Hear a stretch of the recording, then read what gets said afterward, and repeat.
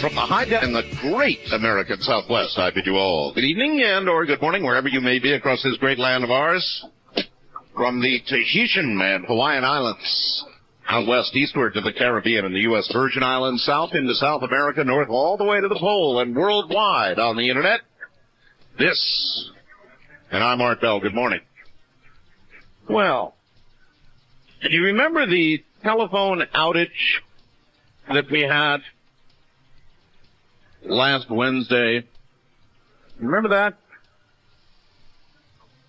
Well, I've got something about it that is going to absolutely blow your mind. And I have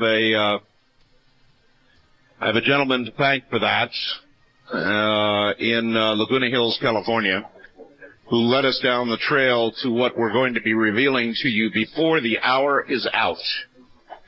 Keith is hard at work. Keith Rowland, my webmaster, is hard at work right now, trying to get something done. And as soon as it is done, I'm going to direct you to go take a look at something that'll just blow your mind.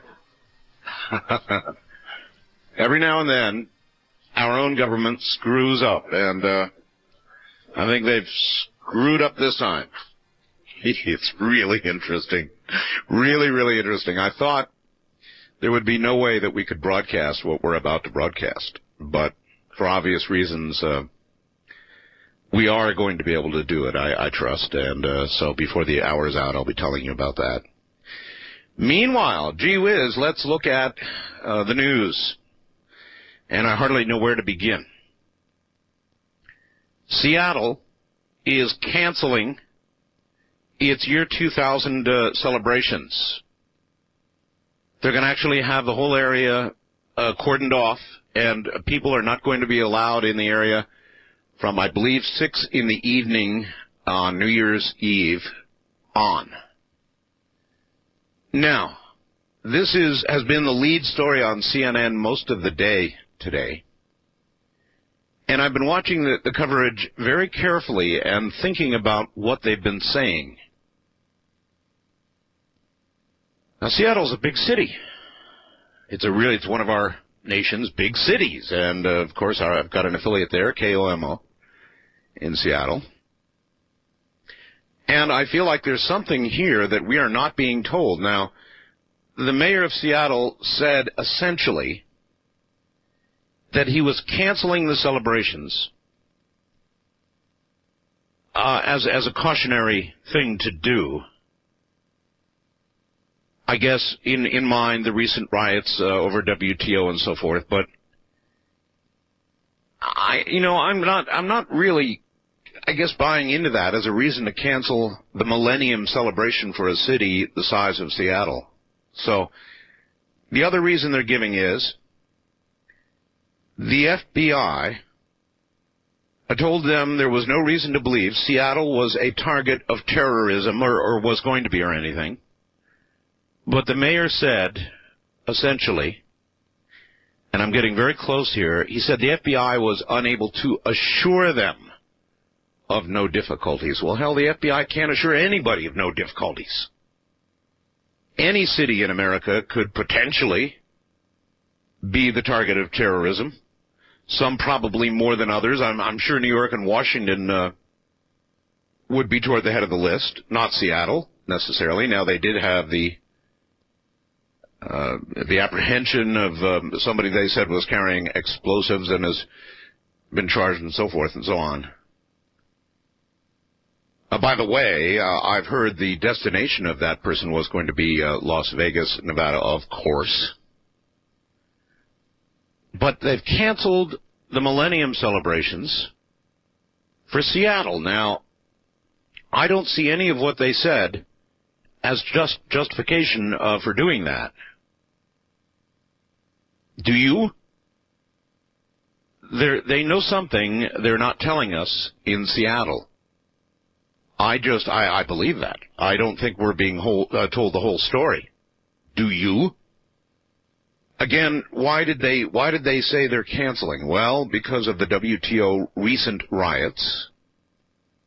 Okay, but that's over and done with. And because the FBI apparently told them there's no reason to believe they're a target. but, said the Seattle mayor, we can't be assured of that. Well, no city in America can be assured of that, so there's something here that we are not being told, in my estimation, for what it's worth. Now, this hour's lead story from the Associated Press is about what's going on in Europe, and it's hellish what's going on in Europe.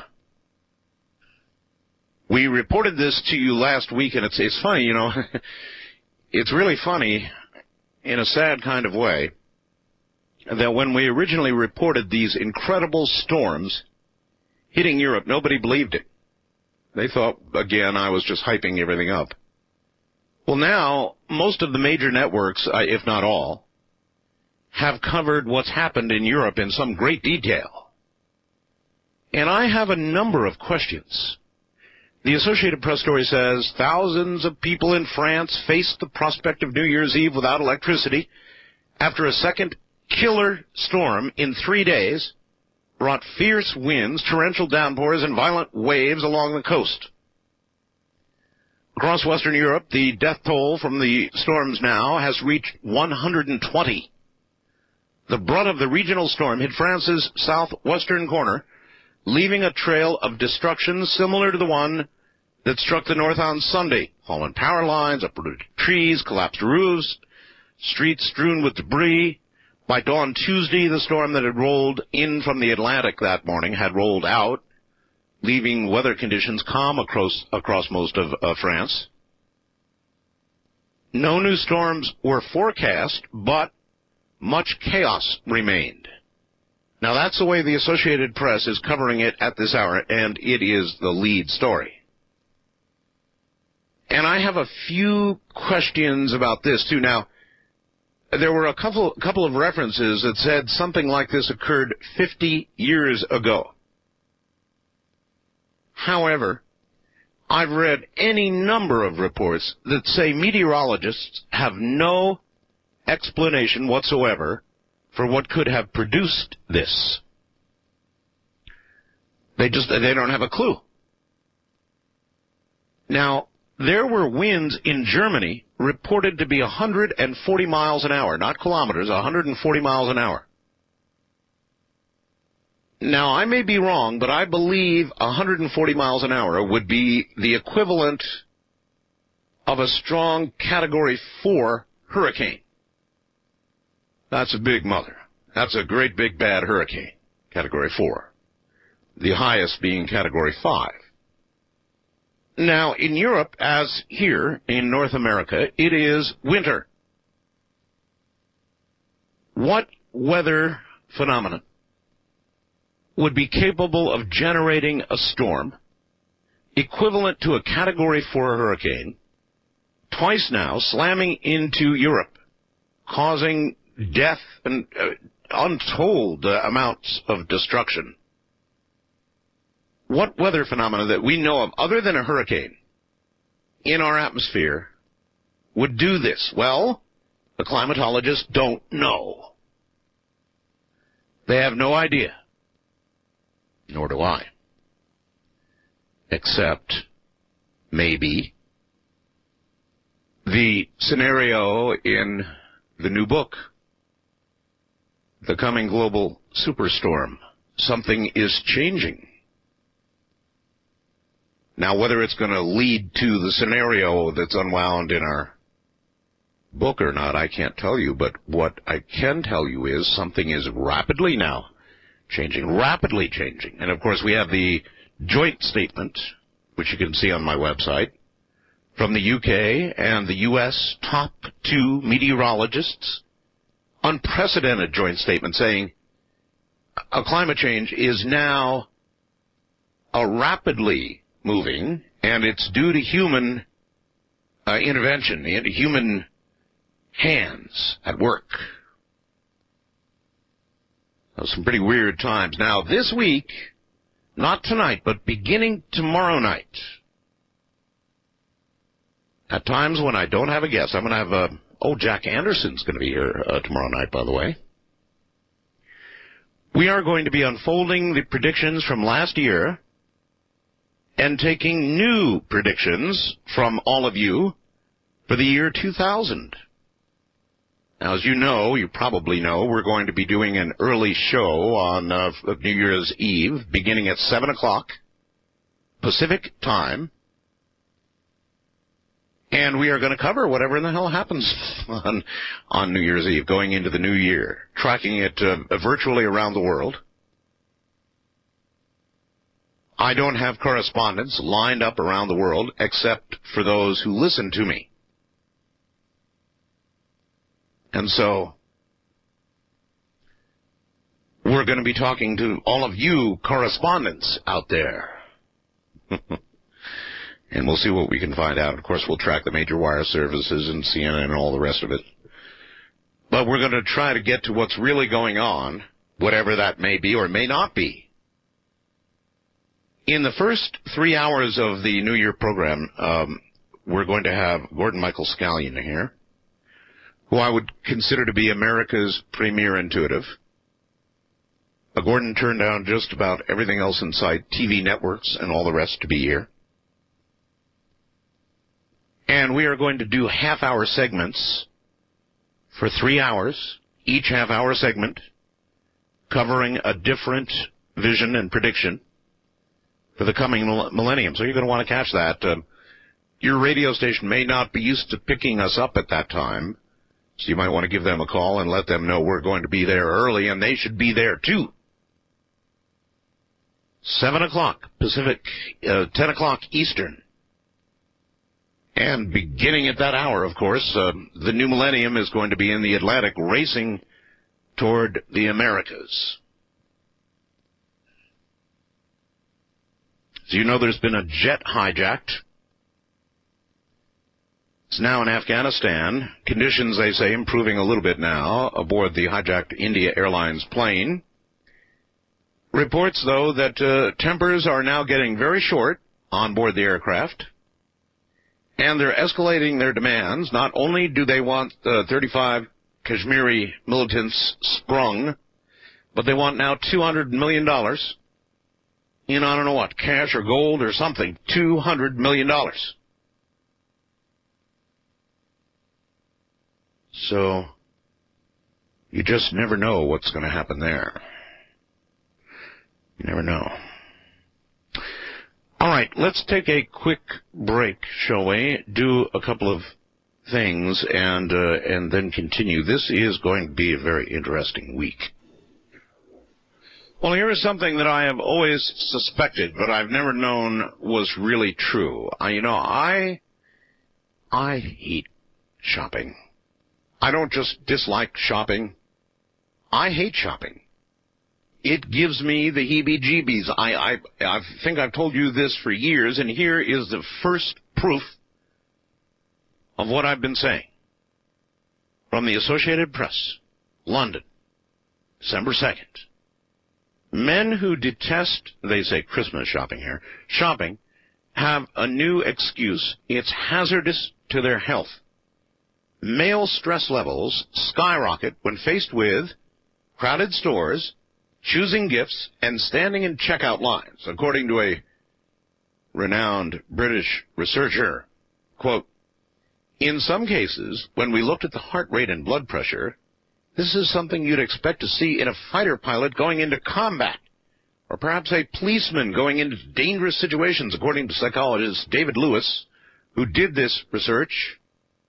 Lewis's consulting firm was commissioned for the study by the Brent Cross, it's not Red Cross, Brent, B-R-E-N-T, Brent Cross Shopping Center in northern London as a part of its efforts to reduce shopper stress during the Christmas season we have just gone through. So they recruited 35 shoppers, sent them last month to stores in London's crowded Oxford Street with identical Christmas lists. Shoppers ranged in age from 22 to 79. 2/3 were women. Some went alone, some accompanied by children. Heart rate and blood pressures were regularly recorded by monitors worn by the shoppers. They had little monitors hooked up to them, who were interviewed by a researcher before and after the trip. Every man in the survey registered considerable increases in blood pressure and heart rates, while only 1 in 4 women registered any change. Most men surveyed admitted the stress of doing it would make them choose the first gift they see rather than spend time in any crowded store. Boy, do I agree with that. Loud music in some stores also added to stress. Now, they're saying there's so much stress for a man shopping that it is equivalent to a combat pilot entering combat. You can imagine the adrenaline rushing in a pilot's system as he prepares to engage the enemy. And they're saying that is exactly the same kind of stress that we men face, some of us, when forced to shop. And I know this sounds dumb to a lot of you, but it's not. It's true. I can't stand shopping. The whole process makes me insane. And so I don't. I stay in the car. I go look at something else. I do something else. It's worse than a vacuum cleaner running. Shopping is hazardous to some men's health, and I would be one of those men. So there you are.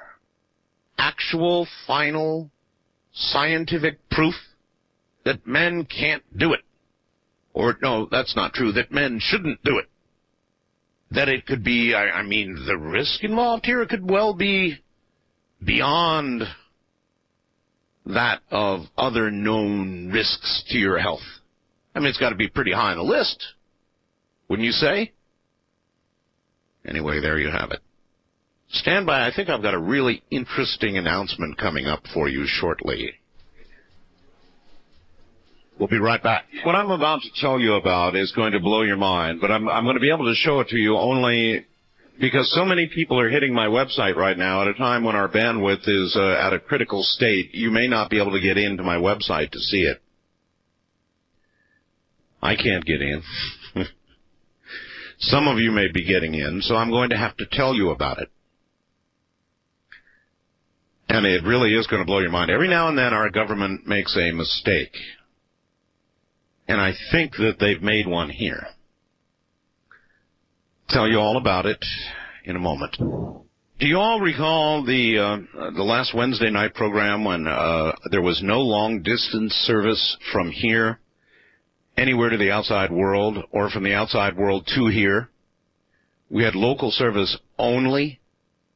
And I told you that the service from Pahrump and surrounding areas was delivered to Las Vegas through a Sprint connection. Well, I was right. Earlier today, somebody sent me something that really did blow my mind. Ostensibly, it was from the Sprint Western Operations Network Operations Center.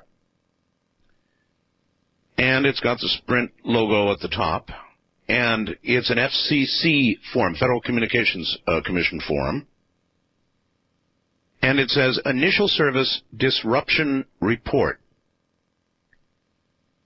Types of service affected. I'm starting from the second item down. Types of service affected. Long distance, special services, and military circuits known at this time. Estimated number of blocked calls, unknown. Cause of incident. Circuit breaker was turned off. Full details unknown at this time. More details to follow, causing 8 DS3s to fail. Methods used to restore service. Reset breakers and restored power to the DACS shelf. More details to follow. Service restored at 11:12 p.m. Pacific Time. Duration of outage, 4 hours and 57 minutes.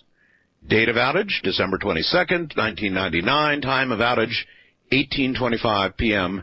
Eastern. That's Eastern Time. So,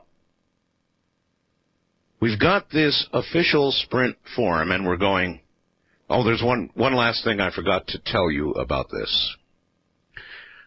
On the form itself, get this, geographic area affected. Las Vegas, Nevada, Pahrump, Nevada, military base, Area 51. Area 51. Now, wait a minute. This is Area 51 that does not exist, right? And yet the same telephone service that we have here, if you are to believe this form is correct, also serves Area 51, the non-existent base. And we've got it right here on paper. Now, I was not going to read this to you tonight because I thought, well, how do I know this is real? Well, guess what? It's on a U.S. government website. That's right. It's on a U.S. government website. Now, not only have we downloaded this, it's a PDF file, what's called a PDF file, on a U.S. government site, but we have put up the link to the site. Now, the minute they hear what I'm talking about tonight, they'll probably rip the damn thing out of there. So I wouldn't be surprised if this link comes up not working pretty quick.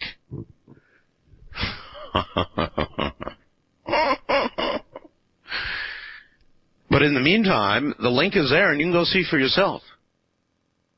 That issue, that part of it aside, we actually, Keith converted the PDF file, and you can see the form that went to Washington, D.C., in all the detail, with even the names and the phone numbers of the people involved. And the reason we're posting it is because it is on a U.S. government site. So it's obviously public information. We didn't have to hack into this. It's on a publicly available U.S. government website. And it says, areas affected, Las Vegas, Nevada, Pahrump, Nevada, military base, Area 51. And I thought you might find that somewhat illuminating, shall we say. So we've got a copy of this on my website right now, and we've got a link to the U.S. government site from which it came. Now, good luck on getting into my website, because I'm not having any luck myself. It's either a bad connection between hither and yon, or we're getting hit so hard right now that the bandwidth, but some of you obviously are going to get it. Pretty interesting stuff, huh? All right, to the phone lines we go. Anything you want to talk about? Top of the hour. Let's see, top of this hour, we're going to have Dr. Schwartz on, Gary Schwartz, who has written a book called The Living Energy Universe. And he is quite a fellow professor of psychology, medicine, neurology, and psychiatry at the University of Arizona, director of the Human Energy Systems Lab, co-facility in energy medicine and senior research advisor for Dr. Andrew Weil's investigative medicine program, director of Bioenergy Core, the Pediatric Alternative Medicine Center at the University of Arizona, and all kinds of credentials, and we're going to be talking to him about life after death. And Dr. Schwartz has been doing some experiments that we're going to talk to him about. That we had him on the air one time previously, but going to be talking about some experiments he has just done. Should be interesting. First time caller line, you're on the air. Hi. Art. Yes. This is, my name's Art, too. All right. I'm calling from the northern end of our fair state of Nevada. Yes, sir. It's in Paradise Valley. Yes, sir. Anyway, got 2 quick points to make, both about the weather. Okay. I was watching Tom Brokaw earlier. Yes. And they said, okay, this could be one of the first places on Earth to see the year 2000. I forgot the name of the island, but they said it was right near Tonga. Tonga, yeah, that's right. Tonga. Actually, on Friday morning, I'm going to get to greet that coming from Tonga. Not that Tonga is going to mean much, but it'll be 1:30 in the morning Pacific time when it hits Tonga. And, of course, my New Year show is the following day. But at about 1:30 in the morning on my show on Friday morning, it will, in fact, the new millennium will dawn at about Tonga. You're correct. Right. Anyway, the thing that really got me, Brokaw said, this may be the last 2 years there'll be able to celebrate here, as rising sea levels are causing this and other surrounding islands to sink. Boiled away. That's correct. That bears up your melting poles. Oh, they're actually going to evacuate the islands. They're going to pull all the people off those islands because, in fact, they are sinking into the Pacific. It's not so much the Pacific is rising to cover them as it is the islands are sinking. Oh, well, it's probably all related. The second point I wanted to make is there's something in the Bible, I can't remember exact wording or exactly where it is. It may be in Revelations or Daniel or whatever, but it talks about at the very, very end times, just before Christ comes, one of the symptoms is going to be the wind and the sea roaring. Mm-hmm. And I think we got that, don't you? Yes. I appreciate the call, sir. All right, Art. Thanks a million. Good talking to you. Yeah, take care. And, my site did come up. Finally. Keith told me at the bottom of the hour break that it was there. Here it is, Sprint Incident Report of Long Distance Outage. It's the first item in the newest site additions. You'll see there it says Sprint Incident Report of Long Distance Outage. It's the damnedest thing, since when would they report Area 51 included with Pahrump and a portion of Las Vegas? It was just a small portion of Las Vegas. Now, I guess I'm going to have to wait for that link to come up because everybody's going to it, so. Every now and then, as I said, I think our government screws up, and I think this counts as one of the biggies. But I bet they'll pull that link down. I bet it won't stay up there. We'll see. Oh, one more thing, and this is just me, of course, but you know how NASA just had a really good mission and fixed the failed Hubble telescope. They were saying cutesy things like, we have given Hubble a brain transplant. What do you suppose Hubble is thinking? God, it's cold up here. They want me to open my eye again. 150 below zero, and they want me to open this eye again. Who knows what Hubble is thinking? Hubble thinks it all. I don't think it does, really. Because its new computer is a 486. It's not even a Pentium. They said equivalent to a 486 computer, and that's about a 6-fold increase in brain power for Hubble. So what's the trouble with Hubble? That it can't have a Pentium 3? Or at least a Pentium 2? It's got a 486? So really it's not thinking anything. But the part of this that I really wanted to point out to you was NASA was, if they had not launched when they did, they could not have launched. They say. Why? Because of Y2K. Now, excuse me, but if Y2K is probably not going to be a big problem at all, then let's think about this for a second. NASA has got to be one of the most technologically advanced organizations on the planet. On the planet, right? I mean, NASA. They're the ones that took us to the moon and tried to go to Mars a few times. Went to, various places and sent a probe actually out of the area for who knows who to pick up. I mean, NASA's done a lot of stuff. Technologically, they're right up there. And they wouldn't fly the shuttle because of Y2K fear? Hello? They're saying on the one hand, it's all going to be okay, but we're not going to have anybody up in space, not on a bet, not because of Y2K. And I thought, If NASA's not really sure, sure, they don't take chances, I know, but why would they even think they'd be taking a chance to the point where they would scrub a mission if they couldn't get it back before Y2K? Maybe it's a case of, just like with Seattle, don't listen so much to what they say, but watch what they do.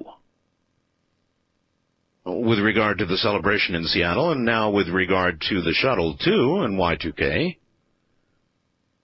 I understand precautionary conservative thinking, but this is the most technologically, supposedly competent a bunch of people that in the whole world at NASA.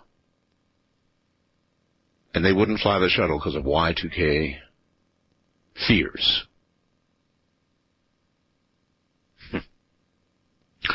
Wildcard line, you are on the air. Hello.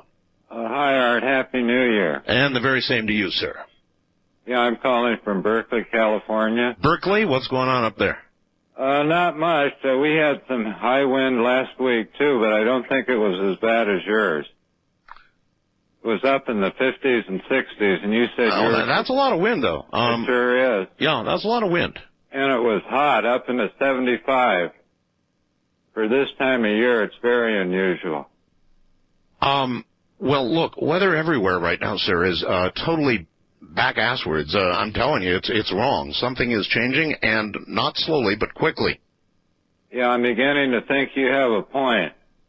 I sure enjoyed hearing from your neighbors in Pahrump. That was a great hour you had. That was some hour. Okay, good. If you get an opportunity now, I've got that on the website, and in fact, I'm trying to print it out. I see. It's just trying to contact host to print it out. But here we go. It's going to print. And here it is. Here it is on my screen. Geographic area affected: Las Vegas, Nevada, Pahrump, Nevada, military base, Area 51. You can hear my printer printing right now. This is being printed from my website, and what I'm printing is a direct conversion. I repeat, is a direct conversion from a government website. And if you want the specific website, you'll see it listed there as a link. You can get to my website. Damnedest thing you ever saw. That was the power outage. And there's the at least semi-official report of what occurred and where it occurred. But again, the most interesting thing here, there are two interesting things to note. One, it doesn't say circuit breaker was tripped. It says, you can read it for yourself, it says circuit breaker was turned off. Full details unknown at this time. That's what it says. Circuit breaker was turned off.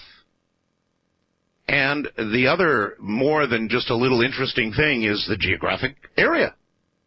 Las Vegas, Pahrump, and military base Area 51. The place that does not exist. This is on official Sprint stationary. And again, it comes from an open U.S. government website. We've got the URL up there for you to look at and check out yourself. Now, again, it would not surprise me, but that this document is removed when they figure out what we found on it. Boy. East of the Rockies, you're on the air. Hi. Hi, Art. My name's Jason. I'm calling from South Louisiana. I found something in the newspaper I think you ought to know about. All right. I just found out about this today. It's in today's paper, the Daily Comet of Lafourche Parish, Louisiana. All right. It says on the front page, meteor may have hit marsh. May have hit what? The marsh, the swamplands. Okay. Yeah, well, I just found out about this. Marsh. Marsh. Yeah, yeah, like a boggy swamp. It's your accent getting me. Okay. Oh, it's coming through, isn't it? Yeah. Well, it's Cajun country, dude. I hear you. I don't have access to a fax machine, so I can't fax this to you, but if there is anyone listening... What is the essence? What's that? What is the essence of the article? It says that at least 3 people, it mentions at least 3 people noticed, quote, a large object on fire that was flying across the sky with sparks behind it. They said it landed in the marsh behind a boat launch and apparently set the marsh on fire. They caused the fire that was a mile wide. I mean, I'm amazed. I live less than 10 miles from How do you set a marsh on fire? Well, the meteor was on fire, according to the witnesses, and it landed in the marsh, from what they can tell. And there was no marsh fire beforehand. Sometimes. A meteor, huh? That's what it says. Kind of like the meteor down in Australia that embedded itself in a dam? Yeah, we might have one out here in the marsh. Oh, these are interesting days we live in, aren't they? You're not kidding, man. Yeah, if you can figure out a way to get that to me, get it, we'll put it up. Well, if anyone in Lafourche Parish is listening, they can send it to you. All right. I don't have access to a fax machine, but I'm sure someone... I'm sure we'll get copies then. Today's daily comment in Lafourche Parish. Gotcha. Thank you. All right. Take care. Set a marsh on fire, huh? In a moment, we're going to be talking with Dr. Gary E.R. Schwartz, author of The Living Energy Universe. He's a very credentialed fellow, and we're going to be talking about life after death. And the good doctor has been doing some recent experiments that he'll tell us about. But I want, for those of you joining us at this hour, to join in with me in observing something really special. Earlier tonight, somebody sent me a fax. It was a gentleman in, I think, Laguna Beach. Sure it was Laguna Beach. You see, I want to be sure to thank him. Laguna Hills, California. Laguna Hills, California. And I'm not going to give his name because he probably doesn't want to get in trouble. Well, he's not going to get in any trouble. What he sent me, I thought I'd get in trouble for it at first. It is on Sprint. Once again, you recall the telephone outage we had here last week that caused me to terminate the show after trying for an hour and talking to my wonderful Pahrump residents, because that's all I could call. There was no long distance coming or going from Pahrump, Nevada, as you'll recall. Well, somebody faxed me this Sprint stationery, and it says, Initial Service Disruption Report, Sprint Western Operations Network Operations Center. And when I saw it, it blew my mind. It just blew my mind, and I'll explain why. It reads, duration of outage, 4 hours, 57 minutes, in other words, almost 5 hours total. Estimated number of customers affected, unknown. Types of service affected, long distance, special services, and military circuits known at this time. Estimated number of blocked calls, unknown. Cause of incident. This I find mildly interesting. Cause of incident. Circuit breaker was turned off. Now, it doesn't say tripped. It says turned off. You can read it yourself. Full details unknown at this time. More details to follow, causing 8 DS3s to fail. Digital switches, I believe. Methods used to restore service. Reset breakers and restored power to the DACS shelf, DACS. More details to follow. Service restored at 11:12 p.m. Pacific. And then it actually gives the names of people here, the Sprint hierarchy of, I suppose, the technical area of Sprint. The most interesting part of the report is what I'm going to read you now. Geographic areas affected. Las Vegas, Nevada, in part. Pahrump, Nevada. And then it says Military Base Area 51. Now, I'll tell you, earlier tonight, I was so blown away by this that I called Peter Gersten, who was going to make a Freedom of Information request based on this. And then I checked my email, and the same gentleman sent me a U.S. government website address where this exact report was located. It's actually on a U.S. government website as what's called a PDF file. So I quickly, just before airtime, as usual, I called Keith, and he went to the U.S. government website, downloaded the PDF file, but which, by the way, you can do too, and converted it and put it up on the website so you can see it.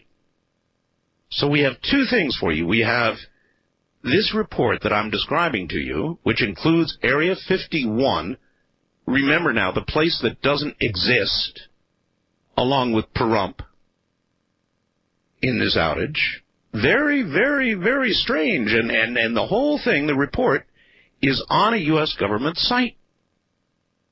So sometimes they make really big mistakes, and I think they've really made a big mistake this time. You might take a look. It's on my website now. We got it up there about a half hour ago.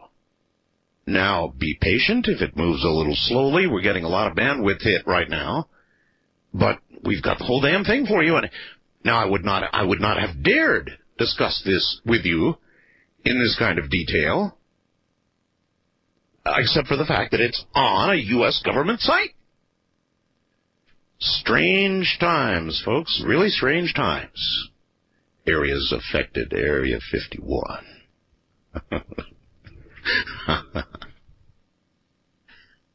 All right, well, in a minute, Dr. Schwartz. It's going to be, needless to say, an interesting week. Again, I want to remind you, we'll be beginning the New Year's Eve show at 7 o'clock Pacific time. You're going to want to be here with Gordon Michael Scallion. It's going to be a wild one. There was an article about it, in fact, in the Los Angeles Times on Sunday, which you can also read on my website if you can get up there right now. Dr. Gary E.R. Schwartz is author of The Living Energy Universe. He is a professor of psychology, medicine, neurology, and psychiatry at the University of Arizona. He is also director of the Human Energy Systems Laboratory, co-facilitator in energy medicine, and senior research advisor for Dr. Andrew Weil's interrogative medicine program. I hope I did that right. Director of the Bioenergy Core, the Pediatric Alternative Medicine Center at the University of Arizona. In 1971, Dr. Schwartz received his Ph.D. from Harvard, was appointed assistant professor. He then became professor of psychology at psychiatry at Yale University, the director of the Yale Psychophysiology Center, and co-director of the Yale Behavioral Medicine Clinic from 1976 through 1988. Boy, that's some resume. The Human Energy Systems Laboratory was created in 1996, ostensibly to foster research, education, and clinical applications that embrace evolving shifts in science, society, and spirituality. The lab follows the philosophy of the late Dr. Carl Sagan, who said extraordinary claims require extraordinary evidence. The more controversial the question, the more careful the research design.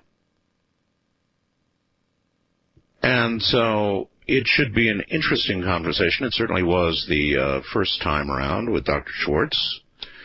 Here he is. Dr. Schwartz, welcome back to the program. Thank you very much. Pleasure to be here. Great to have you. Gee whiz, I think that we need to go back perhaps to the basics for a little while and simply ask you how and why you began research into such a controversial area as life after death. I mean, it is all the way around extremely controversial. Yes, indeed. Well, the story is in two parts. The first was theoretical, very briefly, which we describe in the Living Energy Universe book. When I was a professor at Yale, I quite accidentally stumbled upon a theory that led to the prediction that all systems, that is everything from atoms and cells to organisms to the planet to even galaxies, that all systems stored information and energy. In other words, they all had memory, and that this memory and this energy had a kind of immortality. Now, this idea, called the systemic memory hypothesis, or in plain English, universal living memory theory. It is, however, hypothetical. Well, it's hypothetical in the sense that it's a theory, but there's a tremendous amount of data that is consistent with the theory.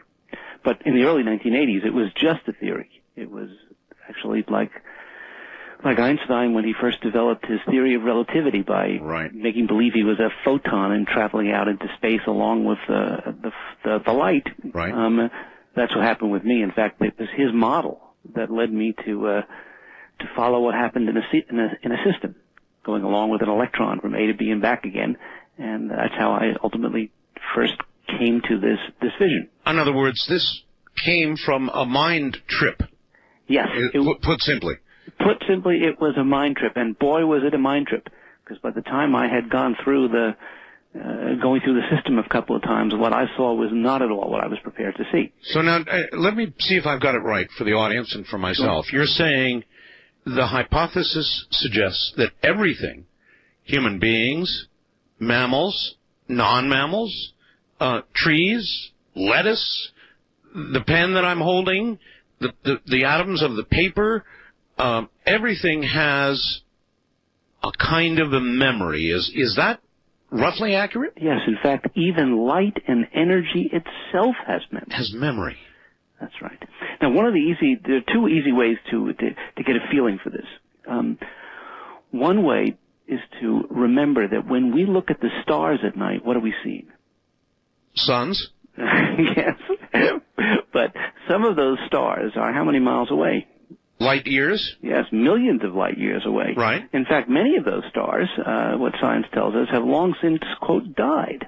In other words, we may be seeing light, particularly with larger telescopes, certainly. I don't know about the naked eye, but even, I guess, with the naked eye, some of those stars have already gone supernova or whatever, and they're not there anymore, not making light, but we're still seeing the light. We would conceivably continue to see it for billions of years. Exactly.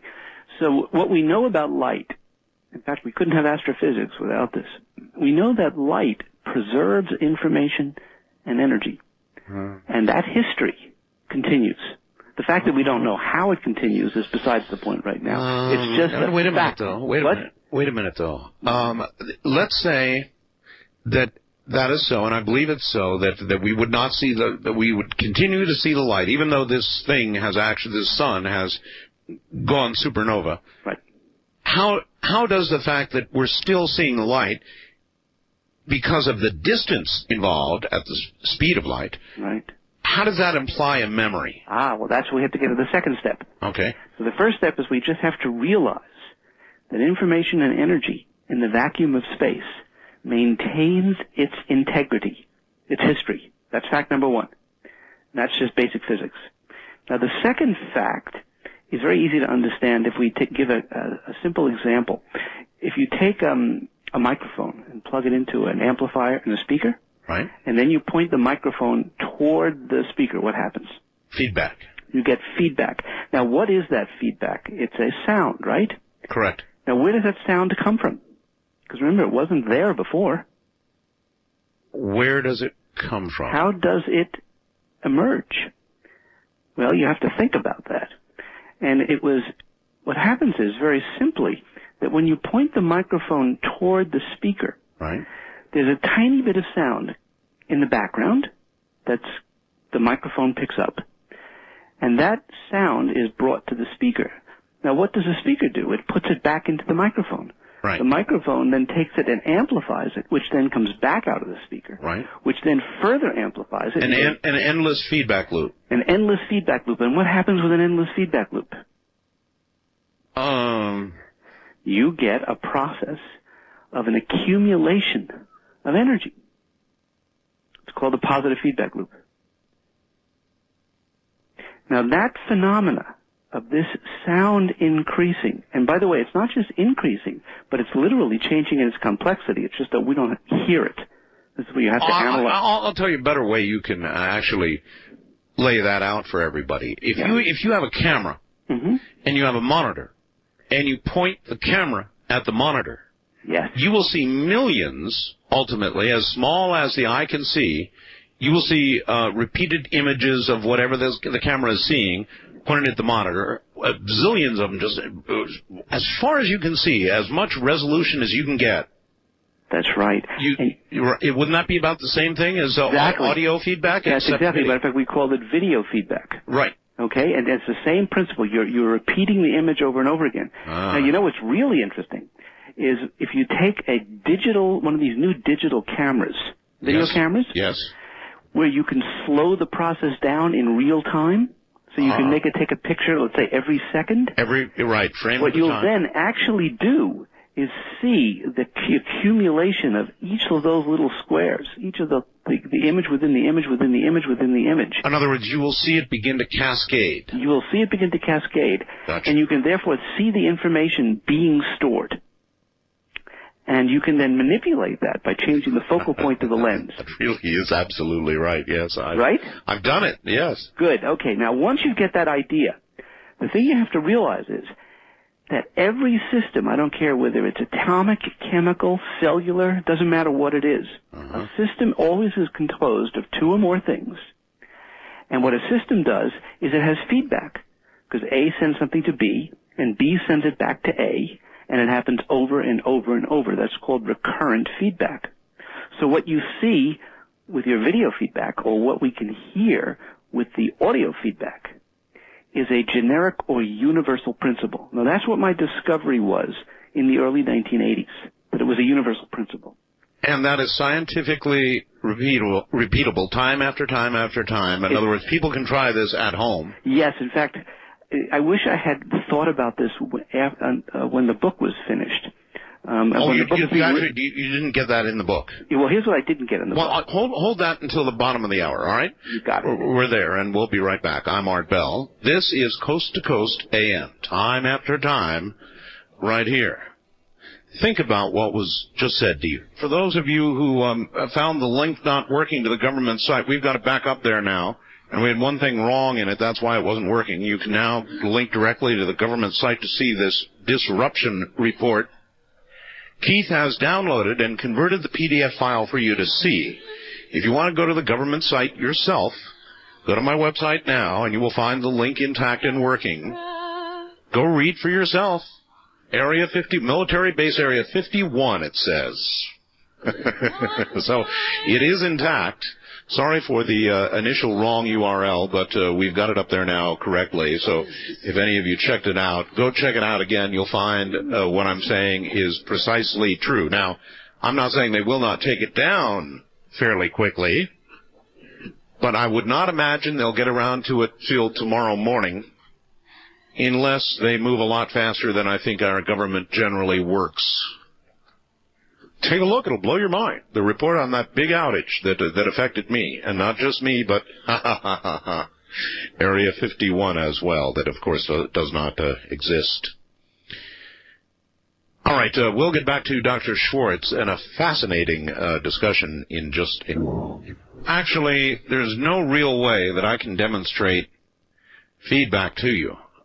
In my studio, when I turn my microphone on, the speakers automatically mute. Now, if I had a radio in here that was listening before the delay, I could demonstrate that feedback to you. I had to get one. If my wife is listening in the other room, hon, would you please grab that little radio and bring it in to me? I don't have one in here that would listen to the non-delayed signal, but I can do that. You all know what feedback is. It's like when somebody gets up on stage and their mic is too loud and it catches the speaker and it goes into a feedback loop. And that's kind of an endless loop. You don't really know how endless it is. And as the good doctor was pointing out, it increases in complexity. Even though you're not hearing it, you're hearing a kind of a screeching sound, but its complexity increases presumably endlessly, and the same thing occurs when you point a camera, a video camera, at a monitor. You can see 1 million monitors, right? That's an endless feedback loop, and presumably it just keeps going and getting more complex numerically as it goes, if I've understood all this correctly. That's correct. And the point that I was going to make was that what I hadn't realized, which of course is an obvious point, is I could ask you the following. How often or how replicable or what percentage of the time when you take a microphone and point it at a speaker, Right. you get feedback? All the time. Exactly. Always. And what happens when you point the camera toward a monitor? Same thing. You always get a million little... Exactly. So this phenomena is as replicable as gravity. Right. That's a very important point. Right. No, you're right. Of course it is. Exactly. But we don't typically think about it in this way. All right. Okay? As important as gravity, in what sense? It's important as gravity in the sense that every time you drop something, you let something go, it falls to the earth. It's Right. something that you can put your faith in. It's a replicable Oh, I see. Yes. phenomena. So we're not talking about something here that maybe occurs sometimes, or it could be a hypothesis. You're absolutely right. We don't fully understand gravity, by the way. We don't fully understand gravity, we don't fully understand light, and we don't fully understand systemic memory. But we know it's there. And now here's the interesting part here was the idea that everything that had memory would mean what? That everything was therefore potentially alive and evolving.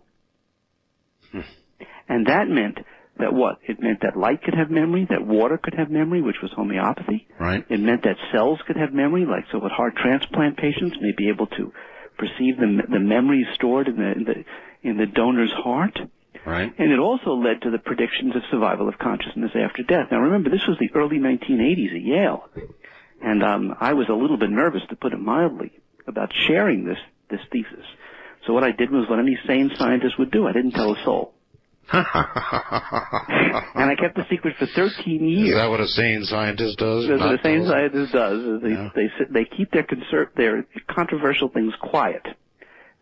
However, and this is the more important message for your audience, it certainly was for me, even though the theory led to the prediction, among other things, about survival of consciousness after death, I wasn't about to do any research in that area until I met Linda, who is the co-author of the book, and is also now my better half. Now here's what happened with Linda, and this is very important. I met Linda in 1993, actually at a conservative scientific meeting, and we developed a very fast friendship. And shortly thereafter, she asked me a question no one had ever asked me before. She said, "Do you think it's possible that my father is still here?" Now, her father Still here. was Dr. Henry I. Russick, who was a distinguished cardiologist. He had been director, for example, of the New York meetings of the American College of Cardiology for 23 years. He was beloved by his patients, by his fellow physicians, and by his family, including Linda. And they worked together in practice. Linda was a psychologist and he was a cardiologist. I mean, they did research together. They had one of these truly amazing relationships. And when Dr. Russick died in 1990, Linda, who is also a scientist, became interested in the quest to try to determine scientifically whether her father was still alive. That is, after he had died. So Linda asked me this question. It's about 4 a.m. in the morning, by the way, and I was just flying back to Tucson. And I said, "What?" You haven't said, "No one ever asked me this question before." She says, "Well, do you believe that my father is still here?" And I said, "Well, gee, why does it matter to you what I think?" And she said, "Well, you're a serious scientist, so if you believe it's possible, you probably have a good reason." Mm-hmm. And at that point, what I did was I confessed this secret that many years ago when I'd been at Yale that I had stumbled upon this theory. And by the way, regarding the feedback, watch this. I think I can do it live. Oh, that would be great. Here we go. Watch this, folks. Hear that? You hear that feedback? That's feedback coming from the speaker near a microphone, my mic, and I can turn it up, and you even get feedback. I don't know how that's coming over the air, but that's feedback. All right. As I say, I had to pull a trick to do that because they have a special mechanism, obviously, to turn the speakers off when the microphone is on, which I just defeated in a way here. So that's feedback, and surely it is endless, and surely it is continues to compile itself in numerically, presumably infinitely. It would be infinity, wouldn't it? Yes. Infinity, which is a tough enough concept to try wrap your head around. That's right. So Linda asked me this question. about whether she thought her father was still here, and I ultimately explained her the theory. Now, when I shared it with her, she, of course, being a scientist, tried to figure out there was a flaw in the logic, and she couldn't find one either. And she said, Gary, she said, this is really important. She said, do you realize its potential significance? And I said, well, I was aware of some of it, but I said, to tell you the truth, I'm very frightened about it. And she said, listen, she said, it's very important. It could potentially help me discover if my father is here. Would you help me test your theory and apply it to the question of my father's continued existence? How in the world would you do that? Well, I'll get there in a second, but I first want you to put yourself in my shoes. Here you are. You've just met this person, a very special person, who's asked you a question that no one's ever asked you before. But not only that, she's asked you to engage in research, which if some of your colleagues heard this, they would be upset, to put it mildly, and would wish that you do it somewhere else, preferably on another planet. Were you tenured? Yes. Yeah. I was quite well tenured at that point. Untenured people would not do this sort of thing, would they? No, not at all. It turns out, by the way, that even at my university and other universities, people who even advise us who are tenured wish to do so anonymously because of their fear that figures that NIH or other organizations who fund their research might stop funding them because they thought it was too controversial. Yeah. So anyway, Linda, asked me this question. But what had happened was, and this is as I write in the book, I said, what had happened was I had fallen in love with Linda's love for her father, and her dream to know scientifically whether her father was still here. Of course. So I looked at her and I said, okay, Linda, I said, I will help you, but only under one circumstance, and that is we don't tell anyone. And so actually the first 2 years of the research that we did it very quietly in her laboratory in Boca Raton, Florida. And then in 1995, she moved to Tucson.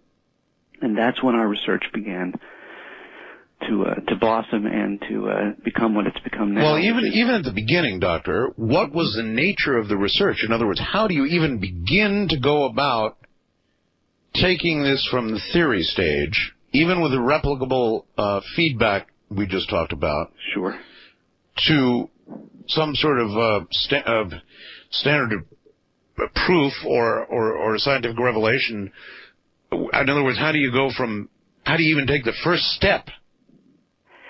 Well, in our earliest research, what we tried to do was to see whether or not a feedback loop could be created between Linda and a photograph of her father. And we recorded actually high-frequency sound above what the ear could hear. Yes. With microphones pointed at Linda's body, and also, believe it or not, at the photograph. Oh my God! Can you tell me about what sort of frequency range you were recording in? We were actually looking up to 100,000 cycles per second. 100,000 cycles per second. Right, and the ear can hear 20,000 cycles. Yeah, right. So we were, way up there. Typically, I think about what is the low end of human? The low end is about maybe hertz. 20 to 30 hertz. Yeah, 20 or 30 hertz. Right, that's what I thought. Right. So 100,000. 100,000 cycles per second, which is very, very high. Way above what the human ear can hear. And what we were looking for was not only whether or not we could establish some sort of feedback process between the two. This meant we had to have high-speed computers and high-speed microphones and so on. But also the question was, to what extent could we get evidence that this process was different when Linda was, for example, attempting to receive communication with her father than if she was looking at a picture, for example, of a control subject or a person that she didn't know. Or thinking about a pizza she had last week or anything else in the world, right? Right, we didn't do the pizza experiment. But well, it doesn't matter. Right, you got it. In other words, a control. You're right, exactly. And we also did things where she couldn't see the picture, and we did various kinds of controls to look at this. And this was all, quote, exploratory. I understand, but it's still startling. Now, what did you discern? In other words, what percentage of the time were you able to say, hey, there's Linda thinking about her father, and we've established some kind of what we consider to be feedback loop because there's the frequency? Was it a giant spike? Was it barely discernible? Was it, how conclusive was it? Well, I would say it was terribly inconclusive. I mean, it was totally exploratory. And the best that I would say that those early findings showed were what I would call, quote, anomalies. In other words, it was like having a dream. And every now and then you can have a dream that is a meaningful moment. Yes. But you can't control it. Right. It was sort of like that with this early work. We would see anomalies in the signals.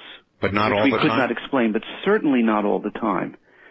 But it was enough to say something's happening. Something was happening, and that it was worth exploring. Gotcha. I mean, it really, this research did not really take off until we began working with superstar mediums. And that's, of course, the research which is most remarkable, and for which we completed our third experiment with the Dream Team, what we call the Dream Team of Mediums, actually just 2 weeks ago. Oh, so this is very recent follow-up research to the early stuff. Yes, I mean, and we'll talk about this later, but as you know, we did what was on HBO special, Life After Life, and then we did a second experiment this summer, and now we've done the third experiment, and the third experiment was even more jaw-dropping than the second experiment. Really? Yes.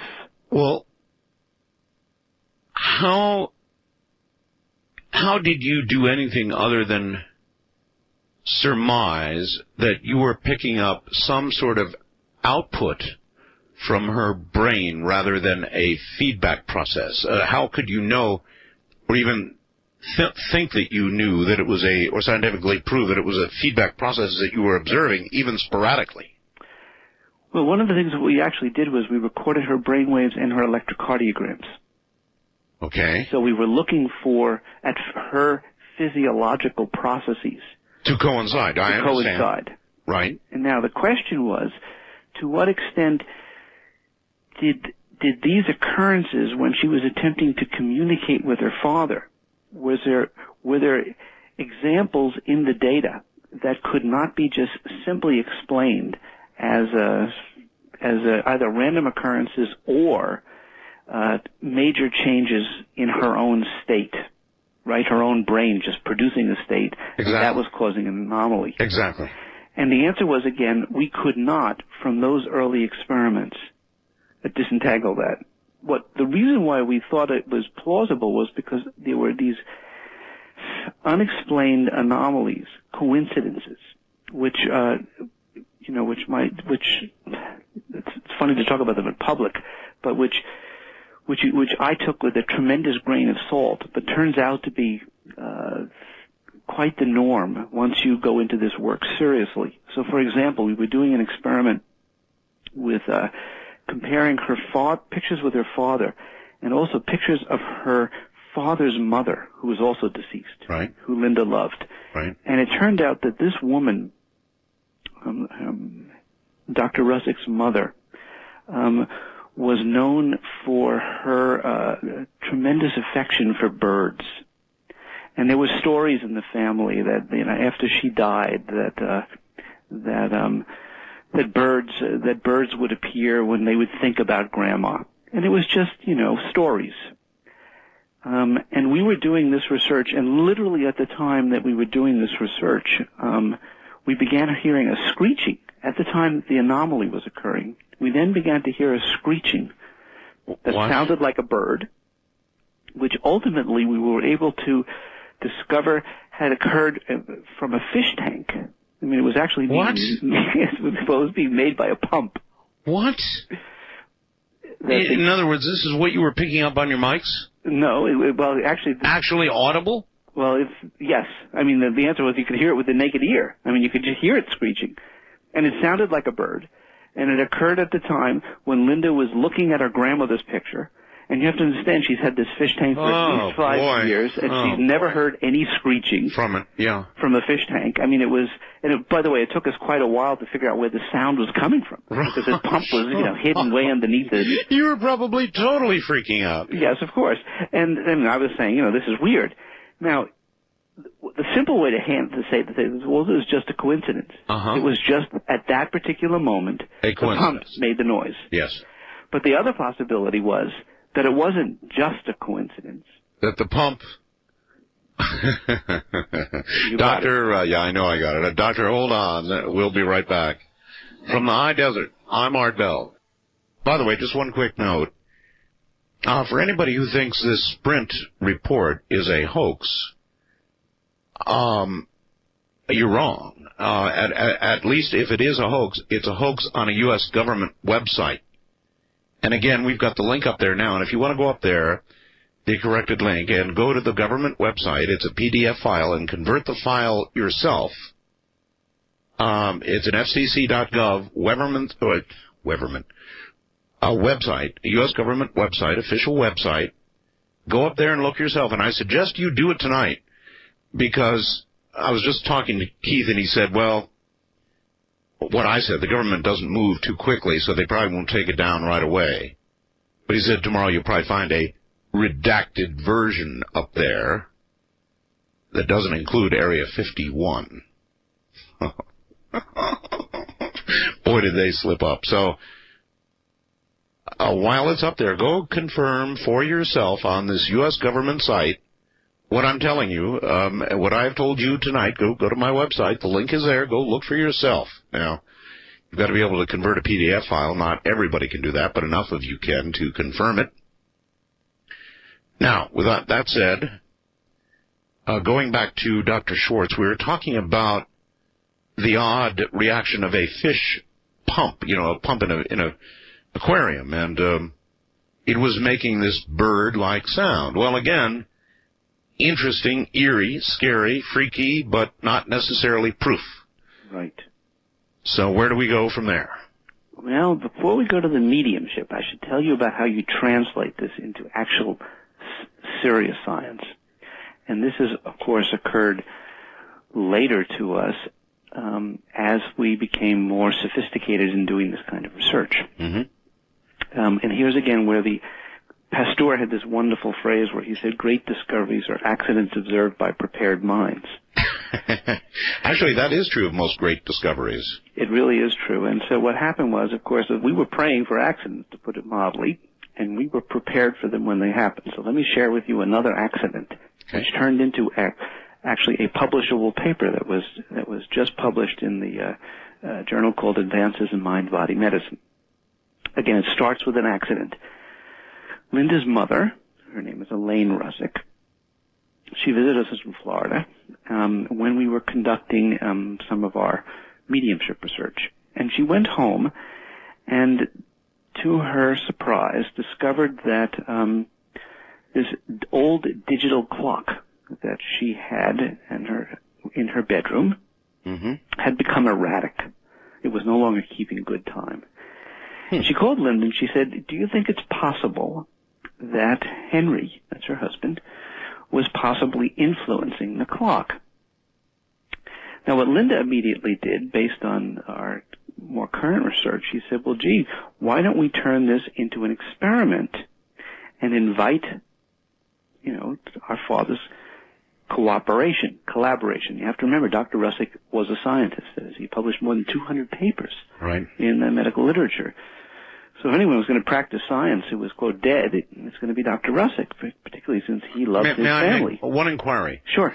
And that is, why would she initially think that the partial failure of a digital clock could be attributed? Why make that jump? Well, you mean, why did she entertain this? Yes, indeed. That's a good question. I think it was just a wish, because she had been hearing about our research. She knew some of these anomalies.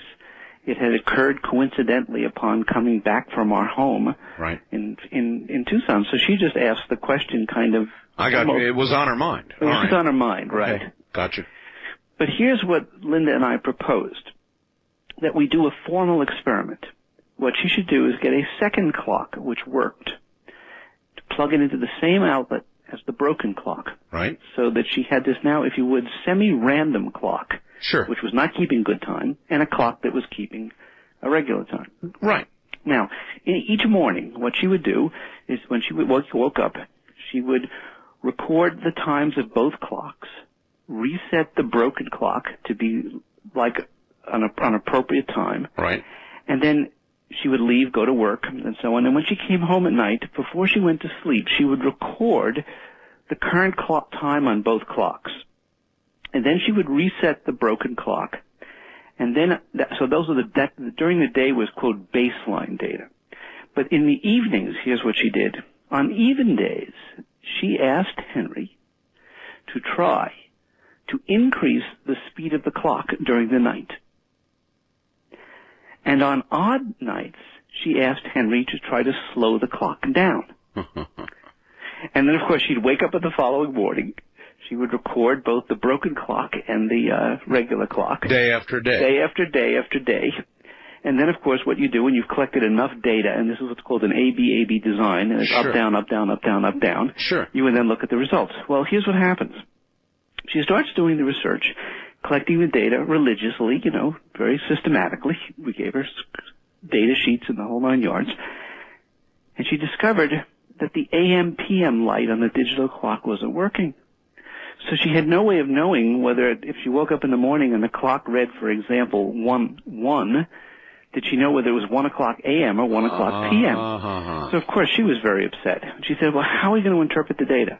So I told her, look, don't worry. Let's just collect the data, and we'll see what the data show. And worst comes to worst, we won't be able to interpret anything. So we do the entire experiment. She finishes it and faxes us the numbers. Okay? And then what we did was, she was now late with her time.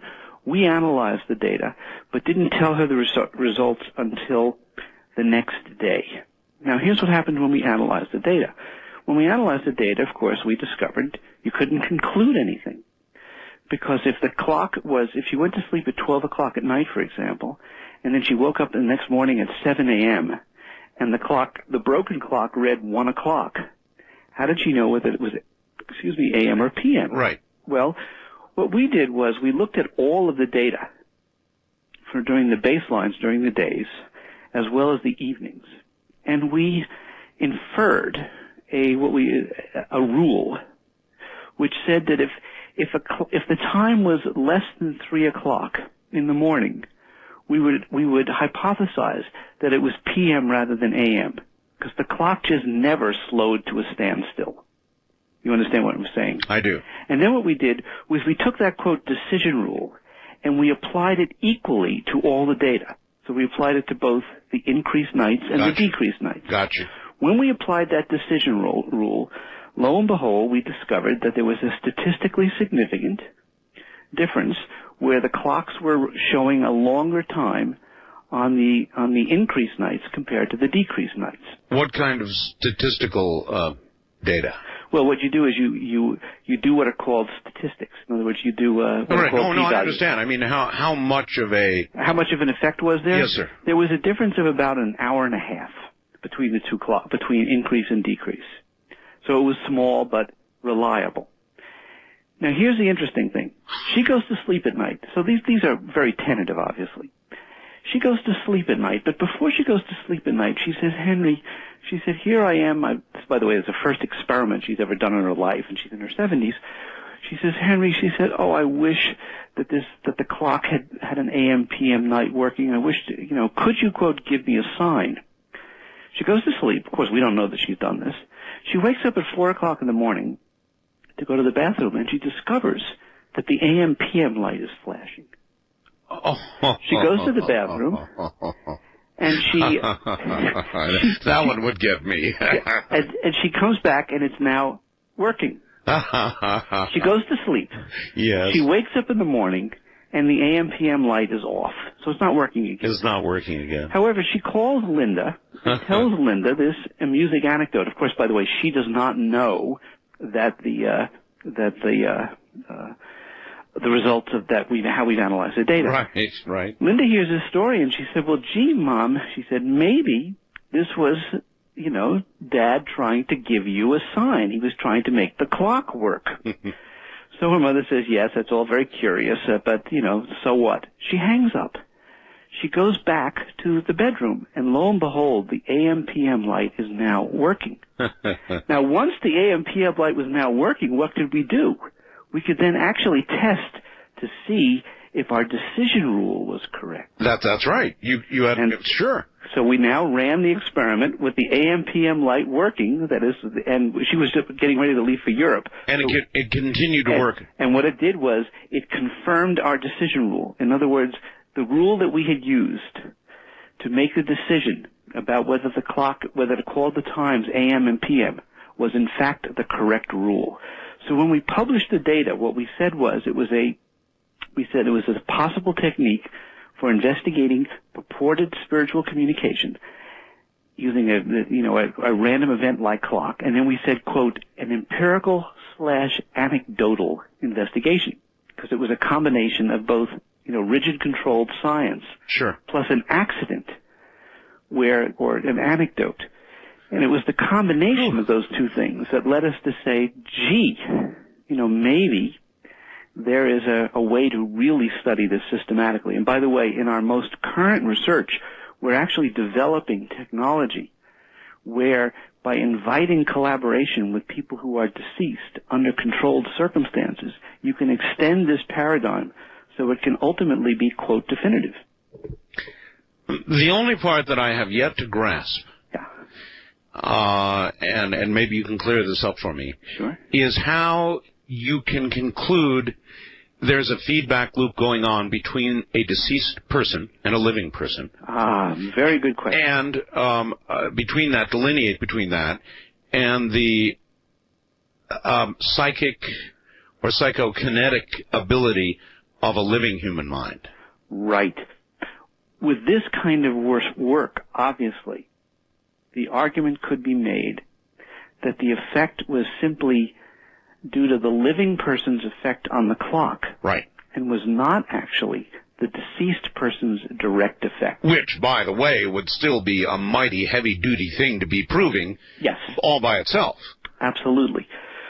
So this particular kind of work by itself is not definitive. In fact, one of the things that one does in research is you approach a problem from multiple points of view. And when you have different experimental paradigms that all point to the same conclusion, right, that's how you go about actually coming to some sort of more definitive statement. So getting back to your question about, well, how would you know, for example, that there's more than just the living person having an effect? There are two ways to do that. Number one is you could see to what extent Elaine herself could actually consciously do this. So you test her ability to affect the clock compared with her husband's ability to affect the clock. Bingo, right?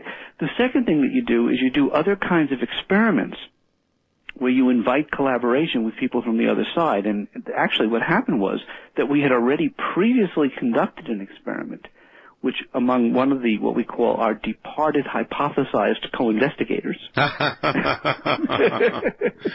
we had actually found evidence consistent with the hypothesis. And I'd be happy to tell you about that research because it's just absolutely delightful. Oh, please. By all means. By the way, this particular experiment is described in detail in the Living Energy Universe book, so if your readers are interested in all of this, they can see this firsthand. What was the title of the experimenter on the other side again, please? Oh, it was called, well, you mean of the one that was the clock study? Or the other one? No, the new one. What you designated the person on the other side. Oh, the departed hypothesized co-investigator. That's great. All right. In fact, you want to know what we did? This is the first time ever. We have 2 papers now, scientific papers that have been published in journals, and we have a third one that's being submitted, where it requires literally collaboration with the other side. And what we've done is we have listed these people as co-authors on the paper. So they're co-investigators, but next to their name we put HYP for hypothesized. Hypothesized, rather than deceased. Right. Okay. So here's the experiment. The technical title is called Medium to Departed to Medium Communication of Pictorial Information. What it means in plain English is, as Linda puts it, from here to there and back again. And here's how the experiment works. Medium 1, you have two mediums. Mediums are people who purportedly receive communication from the other side. That's right.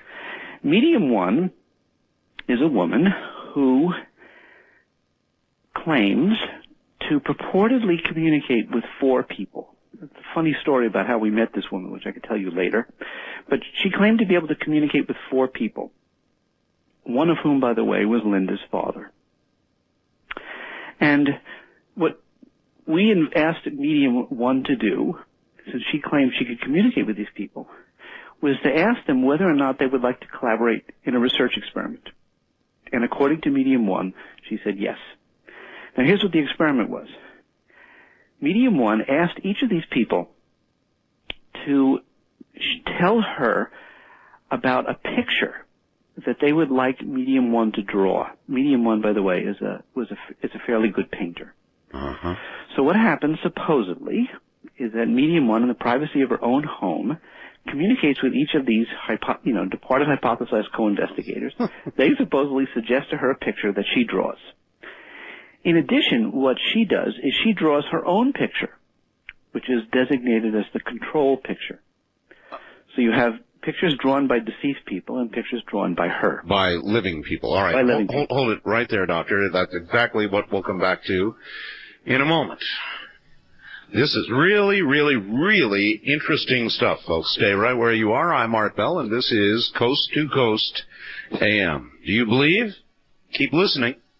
Well, isn't this week getting an interesting beginning? As we were going into the break, this last commercial break, I had the bumper music going, and I had just stood up to leave the room, and we took a gigantic power surge here. I mean, it was a mother of a power surge.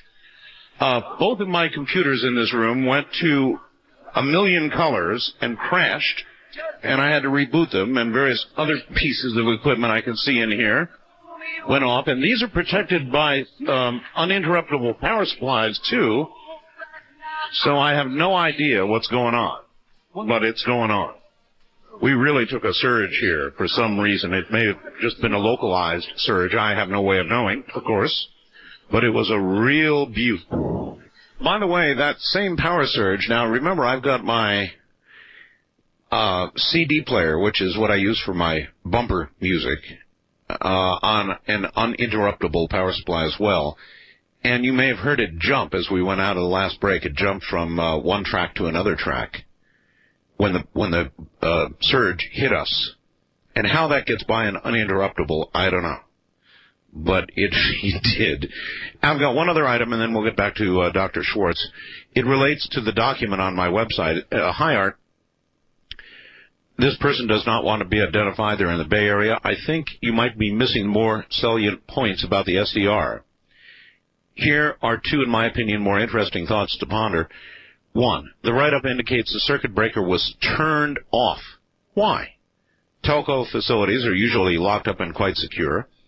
This one was obviously an unmanned facility, probably a hut in the desert somewhere, but still, those are normally quite secure. Did someone have a reason to make sure connectivity for Area 51 was lost that day, or perhaps for your show? I presume it was an intentional act of some sort. 2, even more interesting, the data implies that your calls travel through the same piece of electronic switchgear, the DAX, a fairly small, very common piece of network equipment as those for Area 51. Know what that means? A simple reconfiguration of that DAX, which could be done trivially, in a very trivial way on site or remotely, and guess what? Your callers get routed to Area 51. And the calls originally bound for Area 51 get routed to you. P.S. A DS3 is a digital signal that carries 672 voice calls on a single coax cable. It runs at 45 megabits per second. A DAX is essentially a small electronic switch that allows you to switch trunks within multiples of those DS3s. So the SDR, at least technically, sounds real. And he doesn't want to be identified.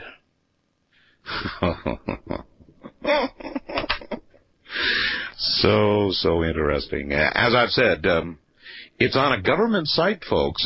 Go see it for yourself.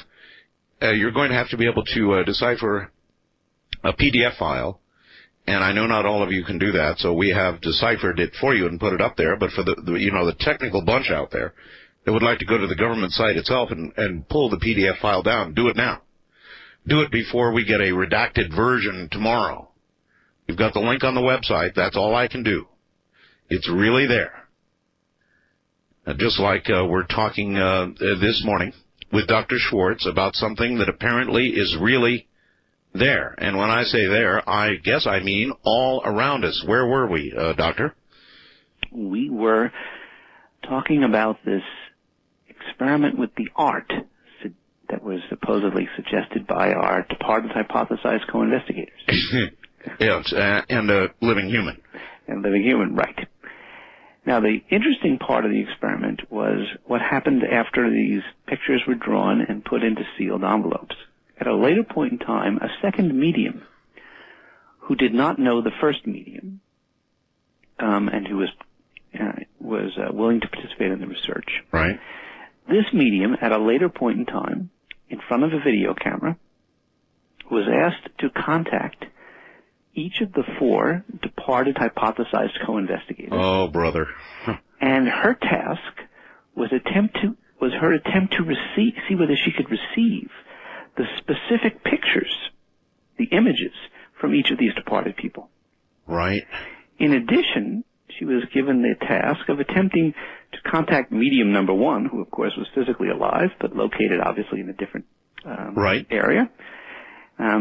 And of course, medium 1 did not know when medium 2 was doing this, and then medium 2 attempted to get information about the picture that was drawn by medium 1.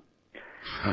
Okay, and further that we had this was actually done twice, so we could get information on 2 separate occasions when medium 2 made these contacts. Then after this information was obtained, summary information from the videotapes about the shapes and the colors for each of the pictures were summarized. And then medium 1 and medium 2 were brought together for the first time. Right. The pictures were revealed. And then medium 2 attempted to, first of all, to guess which were the 5, which pictures went with which individuals. And then secondly, she was then informed about what she had actually received during the communication phase. Remember, she was sort of in a trance, so she didn't remember really any of the details of what the pictures had been, which I'll explain in a second. In addition, what we as experimenters did was we attempted to guess, using our own, quote, intuition, what the pictures were, and then we also independently, using the information obtained by medium 2 during her trance period, yes, would see if we could would then determine which pictures were associated with which. Okay, well, that's a lot of control. A lot of control. Now, what was the discovery? What we found was that if medium 2 was simply trying to guess what the pictures were, or we were trying to guess what the pictures were, we were completely at chance. In other words, our ability to guess was just random. Random. However, when we independently each used the information that medium 2 had received when she was attempting to communicate with the other side, quotes, our accuracy was 100%. 100%? 100%. Which meant what? It meant that given the number of pictures and the people that were, the number of pictures and the number of people, that there was a complete match. Now, let me tell you why this is really interesting. Why this is really interesting is because it makes life very complicated. You see, first of all, the medium was very good at getting the picture of the living medium herself. In fact, the easiest picture for medium 2 to guess, not guess, but get information about, was the picture of medium 1. And it's very interesting. So, for example, when we asked her to try to contact, go to medium 1's house, so to speak, and see what she could get, she was able to describe that house virtually to a T. Now, I know that you've had Joe McMonigle on your program. I have, He's a very distinguished remote viewer. Around the middle of the month, I'm going to have Ingo Swan on. Wow, okay. Well, then you realize that there are certain people who are good at doing this kind of thing. with the living, with the physically alive.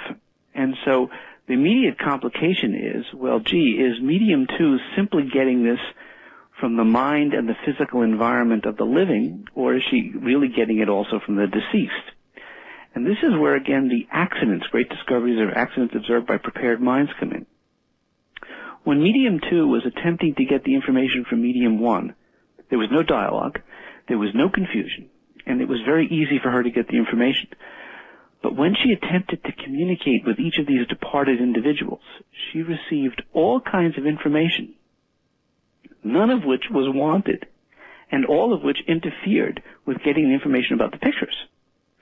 So, for example, when Linda's father was contacted, he shared all kinds of information about how much he loved his daughter and loved his wife and so on. Right. And he also shared information that Linda did not know. For example, he said that he was observing his wife secretly in her bedroom with the curtains closed, still continuing to cry. This is a number of years after he had died. And nobody knew that this was the case. And needless to say, after we learned this information, Linda called her mother in Florida and confronted her with this, and her mother confessed that she had not told anyone that this was happening. So what happened was all this other information was coming through, and what it did was it made it more difficult for medium 2 to actually see the picture. Because obviously the deceased person's emotions and feelings were going to be more powerful than this dumb little picture that they, projected to medium 1. So what happened was it was, again, sort of the unanticipated information that was revealed in the experiment that provided the most interesting evidence consistent with the idea that not only did these departed hypothesized co-investigators exist, but they were actively conscious and playing a role. Well, that was going to be my next question. You've already gone there. In other words, as we discussed earlier, all objects, all cells, all atoms apparently contain this memory. Right. But is it a static sort of memory that continues to exist with information up until the last moment of physical life? Is it that kind of memory, or is it, in fact, evidence of consciousness continuing after death? That's a biggie. Yes, it That's sure is. That's a biggie. And you're telling me that there is consciousness that continues. I think that's what you're telling me. That's right. Not only does Are you at all unsure of this? Well, let me just put it this way. Let me think what the theory says. The theory is very explicit in saying that the information is continually to dynamically to grow. And let me again go back to the original story. We said that starlight, when it's going out into space, has a kind of immortality. Now, that kind of information isn't changing all that much because it's simply going out into space. But what would happen if some of that information, instead of going out into space, is returning in a feedback loop? Right. So it's like looking into a mirror. It's a microphone pointed at the speaker. The information that returns to itself, which is what all systems are, is what enables that system to keep, quote, reflecting and therefore revising and therefore changing and growing and evolving. And all learning, involves feedback, whether it's playing basketball or riding a bicycle. That's right. That's, of course, correct. Yes. Yes. So feedback is a prerequisite for learning and memory in a dynamic way in the physical world. And what we're saying is the logic says that the information is going to be as alive and dynamic, the energy, when it's in a system, as it was in, quote, the material world. So that's what the theory is. Now the question is, to what extent are the data consistent with that? And this is, again, where you have to look to the kind of evidence that suggests that not only are you just getting information about people's histories, which is static and dead, but there's evidence that the consciousness is both alive and evolving, that it's aware of what's going on in the present, and is even playing a dynamic role in terms of communicating with us here. And so, as I said, share with you that the incident where Linda's father communicated through a medium information about the mother that nobody knew implied what? That he's, quote, hanging around, watching what's going on, picking up this information, and sharing processing it. And processing it. Yeah. So, when you look at the data suggests what? It's not like a dead memory that's coming off a CD that's not changing. Right. But it's something that's as alive as you and I are, which is most interesting. It is. It certainly is. Are you familiar with people like, for example, I've interviewed a man named James von Prague. Yes. Many times. 4 or 5 times, I don't know. He's been on Larry King. He's known nationally. Right. And he claims to be able to communicate with the dead on a very regular, consistent basis. Right. Have you looked at Mr. von Prague and others like him? We've looked at others like him. A part of our, quote, dream team of superstar mediums, what we call Michael Jordans of the mediumship world, include John Edward, who's also been on Larry King and so on many times, right. Who's a younger version of James von Prague. So he was one of your... Yes, he's one of our regular research collaborators. Another person is a woman by the name of Suzanne Northrup in New York City, who is very well known sort of in the East Coast, that's been working in this field for years.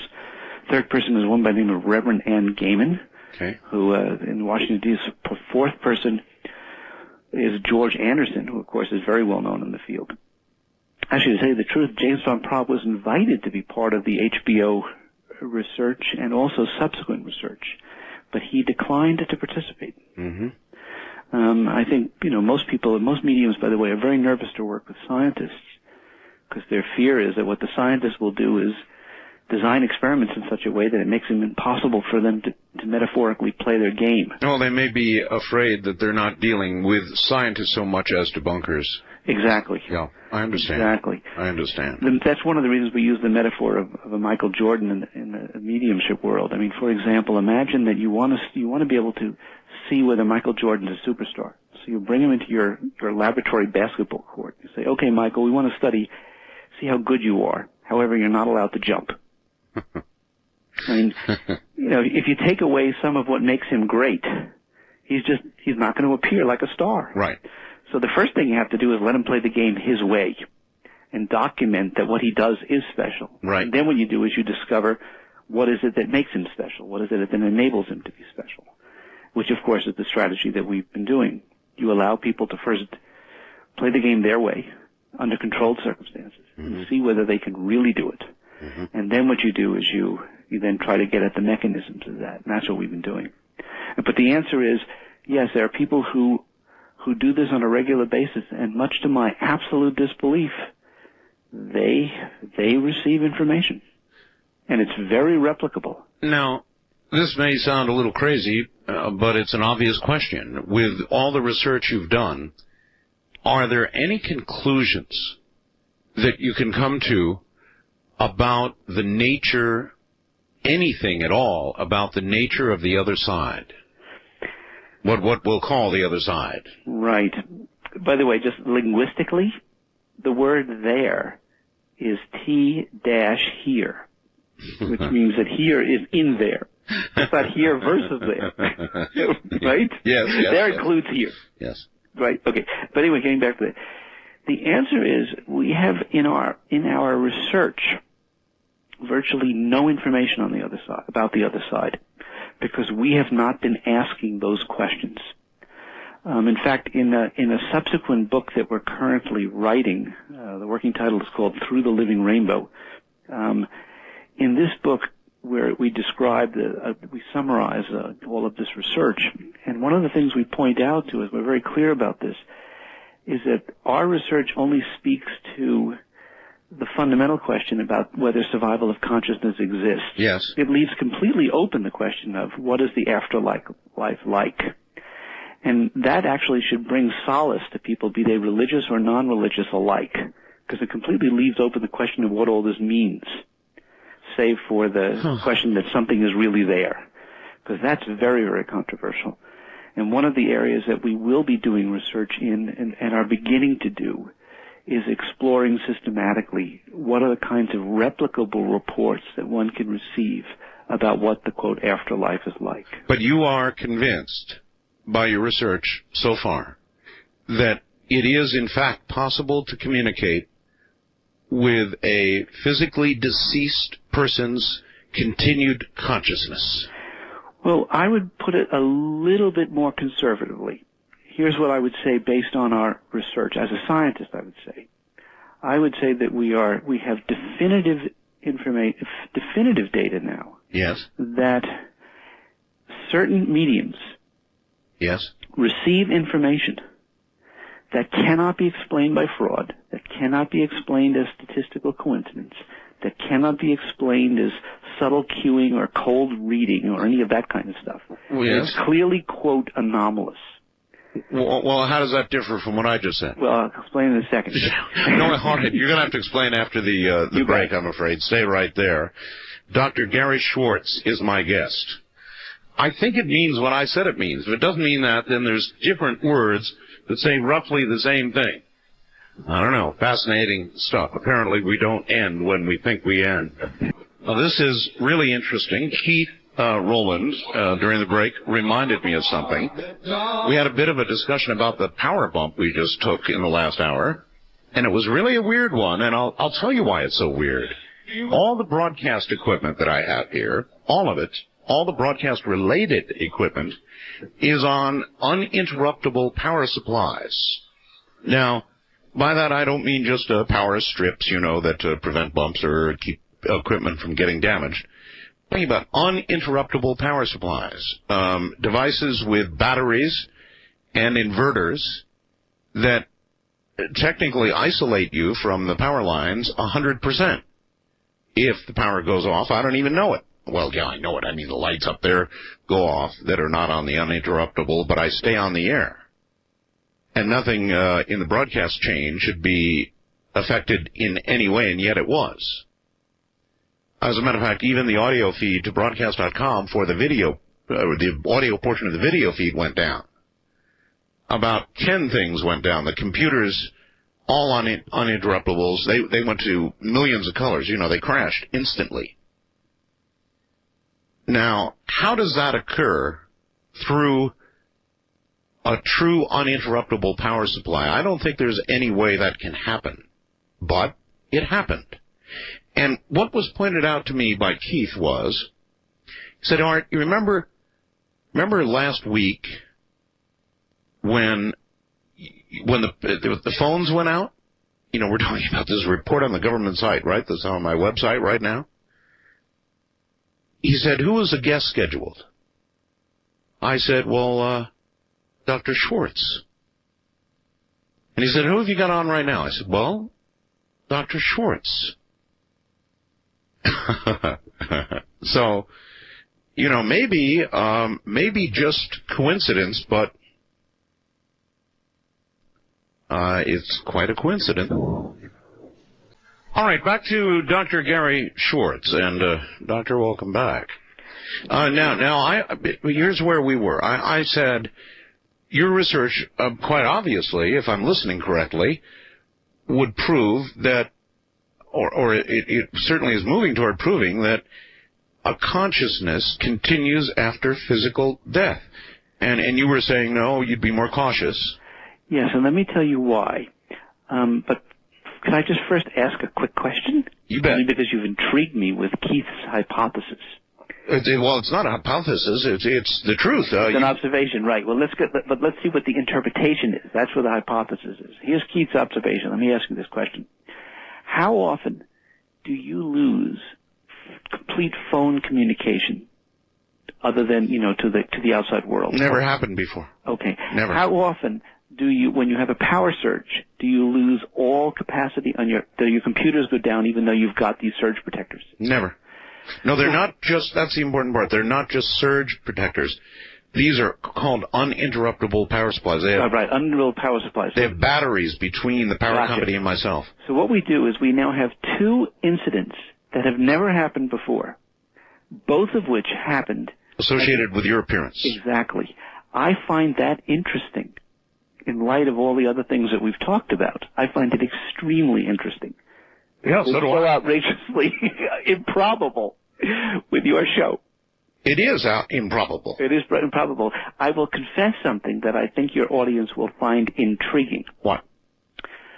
The woman who is the chairperson of our Mediumship Research Committee. Yes. She's a medium by the name of Laurie Campbell. Right.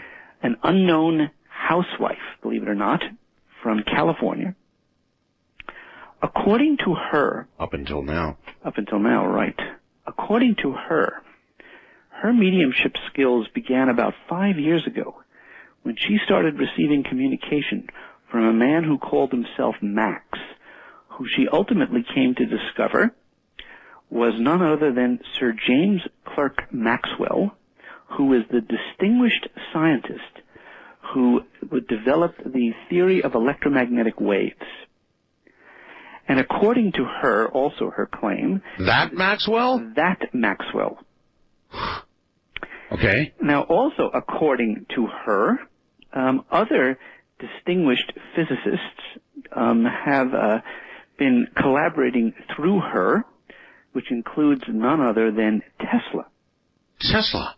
Okay, and he, of course, was the person who developed AC current. Yes, but why would, just out of curiosity, why would luminaries like Maxwell and Tesla choose somebody with no scientific credentials to communicate through, somebody who would have a difficult time understanding even the concepts they were trying to get across, as opposed to some modern-day physicist, for example?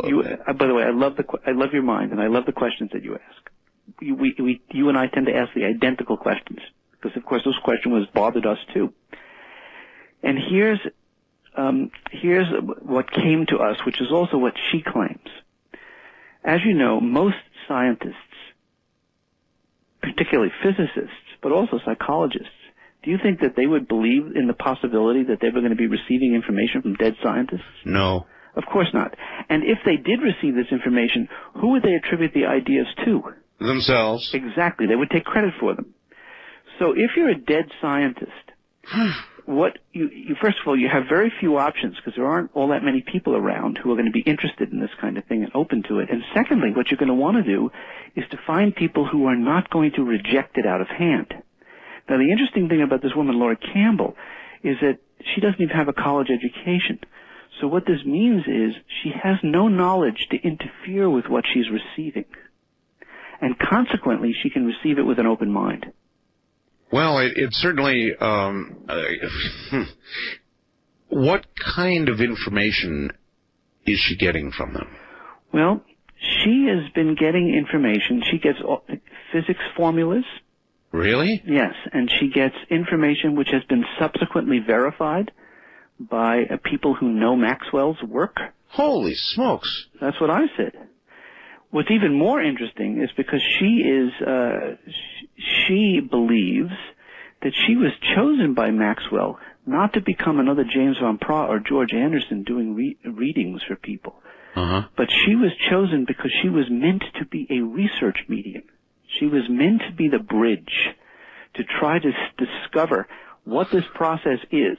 And that's going to get back to your other question about why I'm conservative, and I'll give you that reason in a second. Good. But I just want to share with you... It seems even more difficult for you to come up with a conservative approach now. Well, you have to say this. Once you get into this world, you have to be open to all kinds of possibilities. And what I'm now having to fathom is, on top of everything else, here you've had two remarkable electrical coincidences on your show associated with my being on your show. And you now learn that the chair of our Mediumship Research Committee is purportedly working with some of the greatest... Maxwell and Tesla. Exactly. Who are what? Dealt with electricity.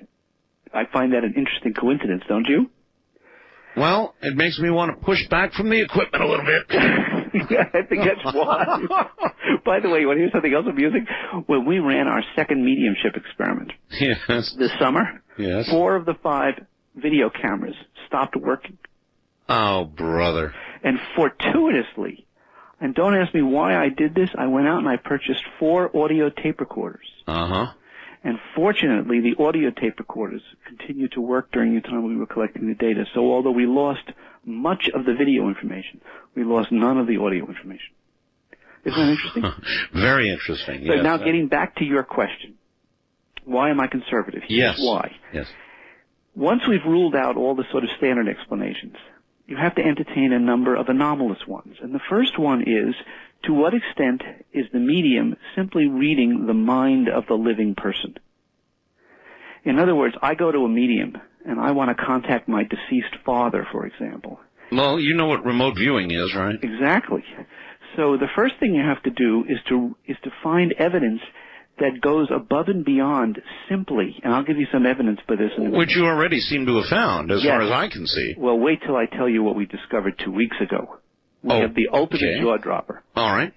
So the first thing you have to rule out is mind reading or remote viewing of the living. Okay? Hear, hear. The second thing you have to rule out is that this information is not just sort of dead information picked up in the vacuum, if you would, the so-called Akashic record. Or collective consciousness, whatever. Consciousness, yeah. Exactly. Yeah. The third thing you have to rule out, and this of course is really wild, but this is what the mediums claim, is that this information is not just coming from their, quote, guides. Right. Right? You're right. Right. So you have to rule that out. So how do you, and if we can rule those things out, then what are you left with?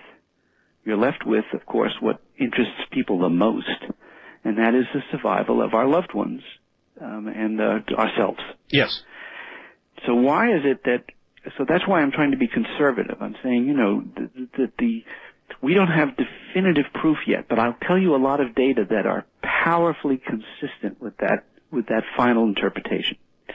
I'll give you 2 examples, and both of them were absolutely, quote, accidents. That is, we didn't make them happen, but both point to this interpretation.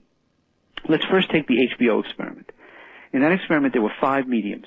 It was George Anderson, John Edward, Suzanne Northrop, Ann Gaiman, and Laurie Campbell. And we had a sitter who individually met with each of these people. Now, here's what happened. Each of the 5 mediums perceived that there was a dead son.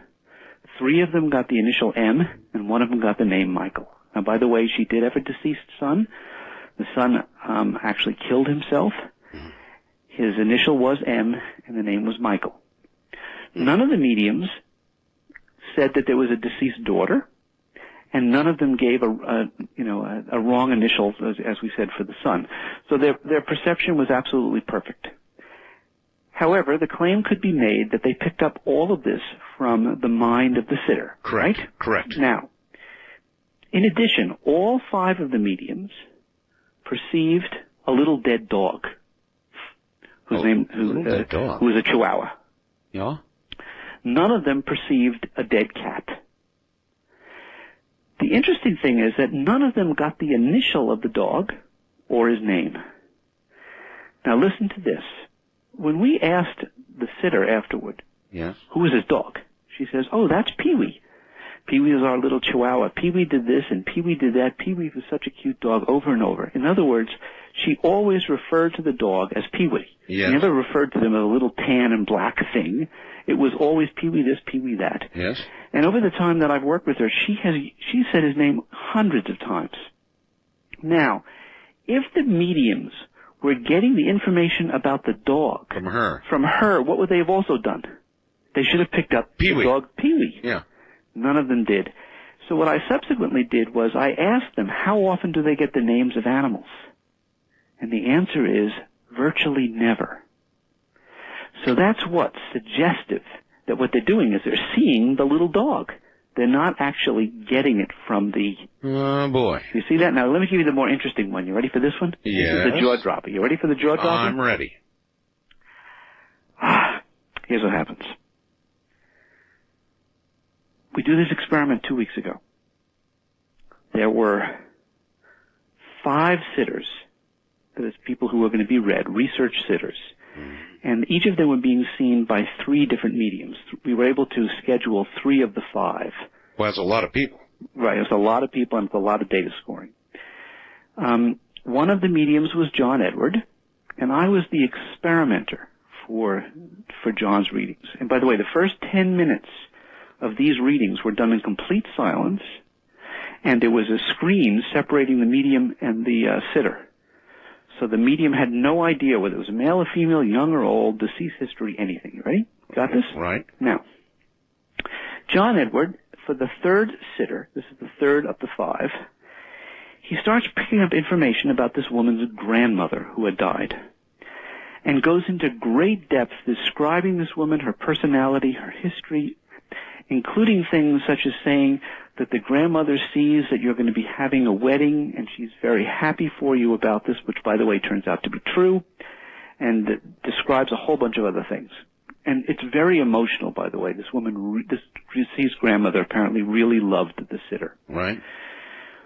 When the reading is all over, the sitter goes back to the sitter waiting room, and then the 4th sitter is brought in. And the reading begins, and John Edward says, I'm having difficulty. He said, I can't focus on the 4th sitter because I'm continuing to get information from the 3rd sitter's grandmother.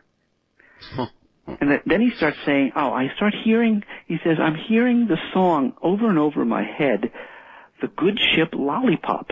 You have to understand, at this point, I'm saying, what, the Good Ship Lollipop, to myself. Right. He says, this is very confusing. He says, the grandmother is very strong. He said, she's telling me an S.A. name, a Sandy or a Sabrina. She says, she's saying Sabrina the Witch. And he goes on describing other things about the grandmother from the previous sitter. What happens is that he ultimately was unable to get any information about the 4th sitter because he was continuing to receive information from the 3rd sitter's grandmother. Yeah.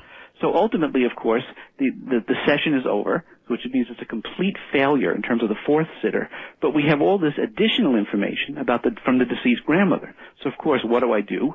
I go to the 3rd sitter and I say, can I ask you a couple of questions? I said, first of all, does the Good Ship Lollipop mean anything to you? Right. Because of course it meant nothing to me and meant nothing to the sitter who was in the room. Sure. Turns out that when this woman was young, she had curly blondish hair. She used to dance, and the grandmother used to call her a little Shirley Temple.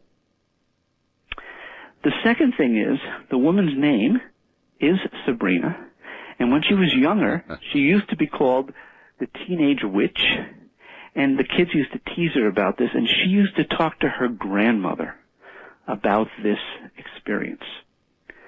Whew. Now, here, you've now no longer got the sitter present. Right. You've got a medium who's supposedly trying to read the next sitter. Right. But he's being distracted by the apparent living consciousness of a previous sitter's information. Those kinds of data are very hard to explain in any other way except to say, Grandma's still here. Good Lord. How did you assimilate that information? I mean, has this sunk into you? Well, it's very interesting. When I first started this work, I started as, to tell you the truth, a disbeliever. I mean, I was open to it.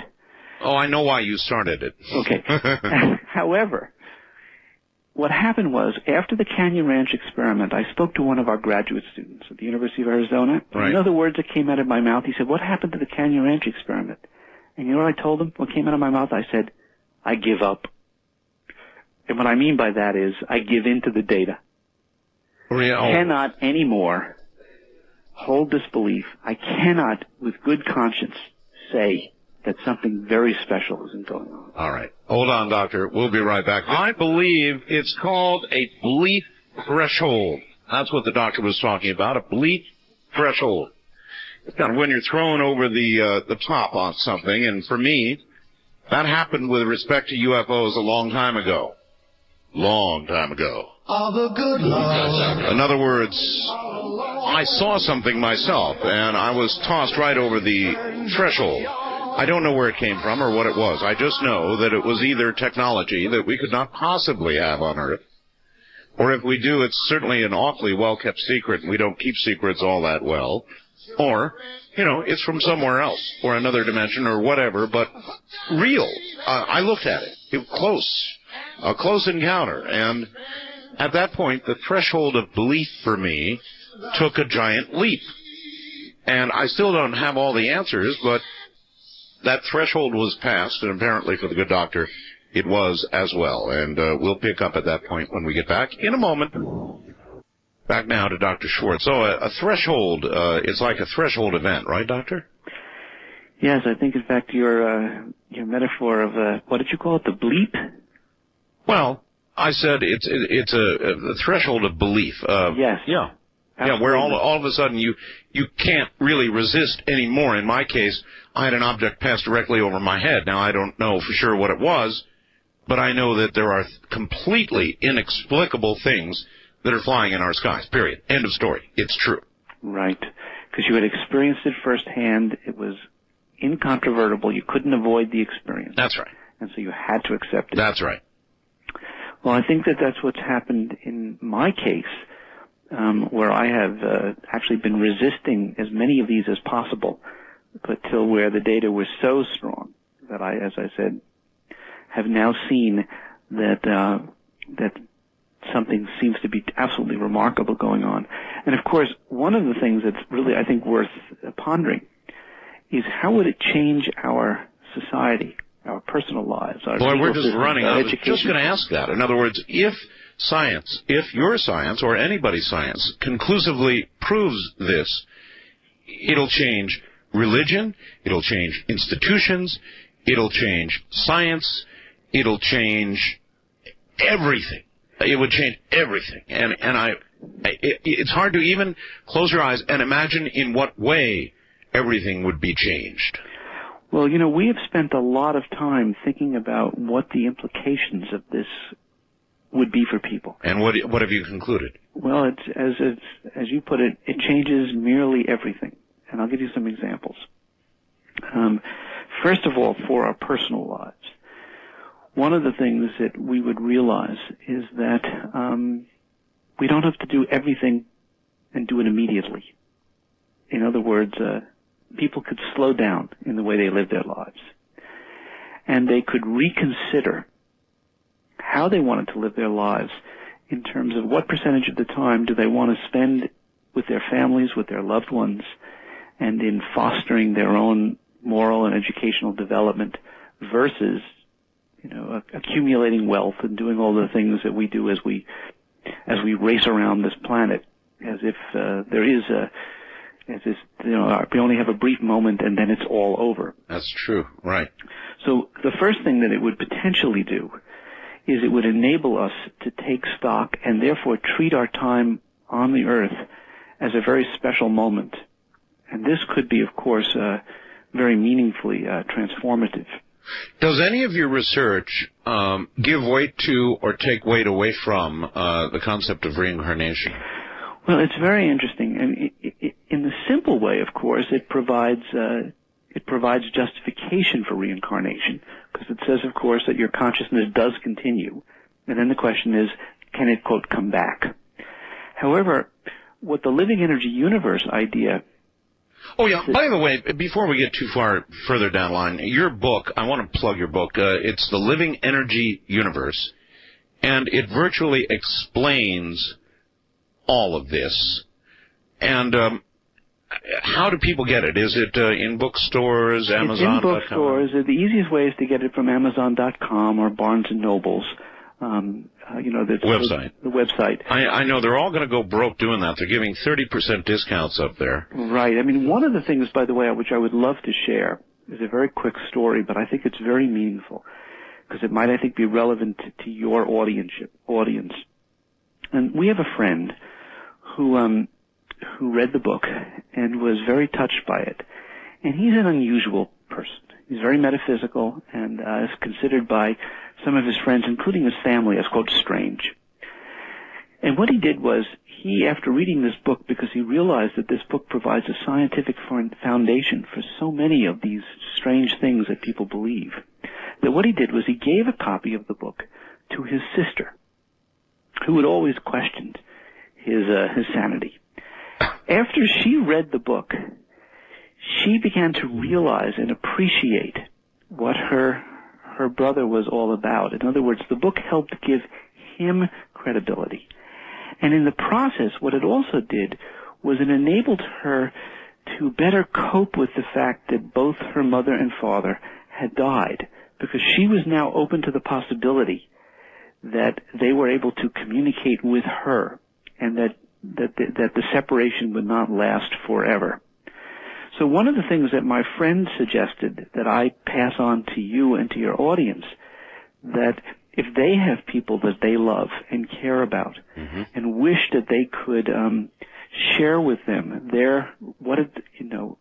why it is that they feel the way they do, that this is a way to help our loved ones come to better understand that maybe all of this and more is real. Well, it seems to me, even the old Occam's razor business, it just seems to me the most likely answer. Energy, we know, doesn't just cease to exist. We know that. That's right. It doesn't. Now, what form it may take, or where it may go, or how it may disperse, or whether it disperses or remains in some sort of coherent form, we don't know. But we do know that energy continues. Yes, but we also know that it continues in a very replicable form. Again, all we have to do is look out into the starry sky at night, and we are reminded that the history of the universe is absolutely brilliantly preserved.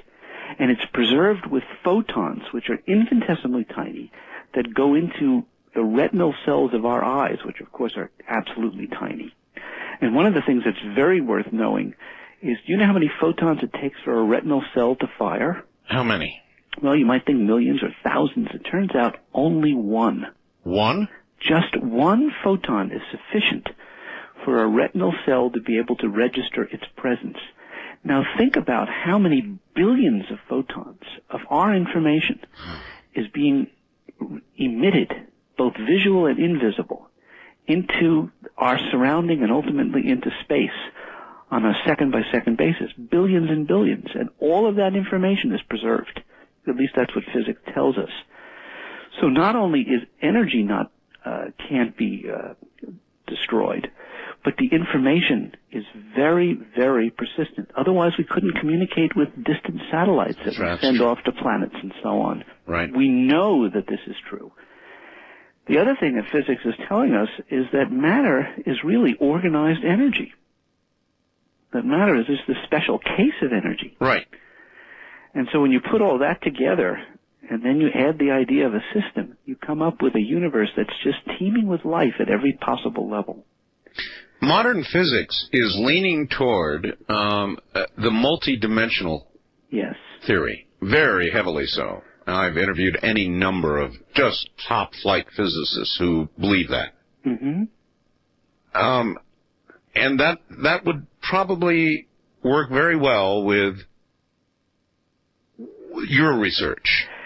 Yes, I mean, it's one of the things that it's completely consistent with our research. In fact, it actually helps support their vision, because some of the phenomena that we observe, if you would, in psychology and in consciousness research, actually requires that we entertain the idea of, for example, a fifth dimension.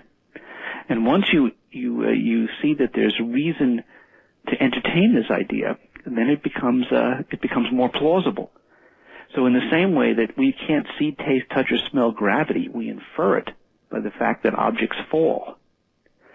It's the same thing with these higher dimensions, which we can only, if you would, infer indirectly, but we know they have to exist. Let me send you way out on a limb here and ask you about God. Sure. We have the Bible, which people can argue about its accuracy and its translations and so forth and so on, but it does seem to be a living historical document of some value. Right. Does God ever come into your research, does the concept of a creator or a god ever become apparent? Yes, in fact, it becomes required by our theory. And in fact, we call God in the book G-O-D for the grand organizing designer. Huh. And I'll tell you very briefly why it is that the theory requires that we appreciate the existence of a designer. And it's a very simple argument, but it's a very important one. In fact, we've just written an article called Science's Greatest Mistake, which summarizes briefly the book that explains this. But it's very easy to understand. The argument against design, the argument against God, is the idea that somehow all of the order that we see just happened by chance, randomly. Mm-hmm. And it's the idea that, if you flip a coin enough times, there's a probability that by chance it'll just come up heads. Mm-hmm. Now, what most statisticians and most scientists have failed to recognize is that in order to achieve a randomness, in order to be able to create a random order, to posit randomness, you have to have what's called independence. In other words, each time you flip the coin, each flip has to be independent of the previous flip. Right. That's number one. And number two, the coin cannot change over time. So the coin must be constant, and each flip must be a new flip, completely independent of the previous one. Now, what does energy and systems, when you combine those two concepts, tell us? Well, if all objects, if all systems are actually sharing information and energy, in other words, A sends information and energy to B, B sends it back to A, mm-hmm. so that A and B are not independent, they are interdependent. If A and B are interdependent, if everything is interconnected, then there is no independence. If there is no independence, then then randomness is not possible. If randomness is not possible, then what happens? You can't use randomness as an explanation for all that is. For all that is. Because this whole hypothesis was based on a fantasy, which was a presumption of independence, where what energy and systems tells us is everything is interdependent. But if it was randomness, mm-hmm. how could we, living within that, possibly conceive that? In other words, we would automatically look at everything around us and see, I'm lost in the way I'm trying to put this.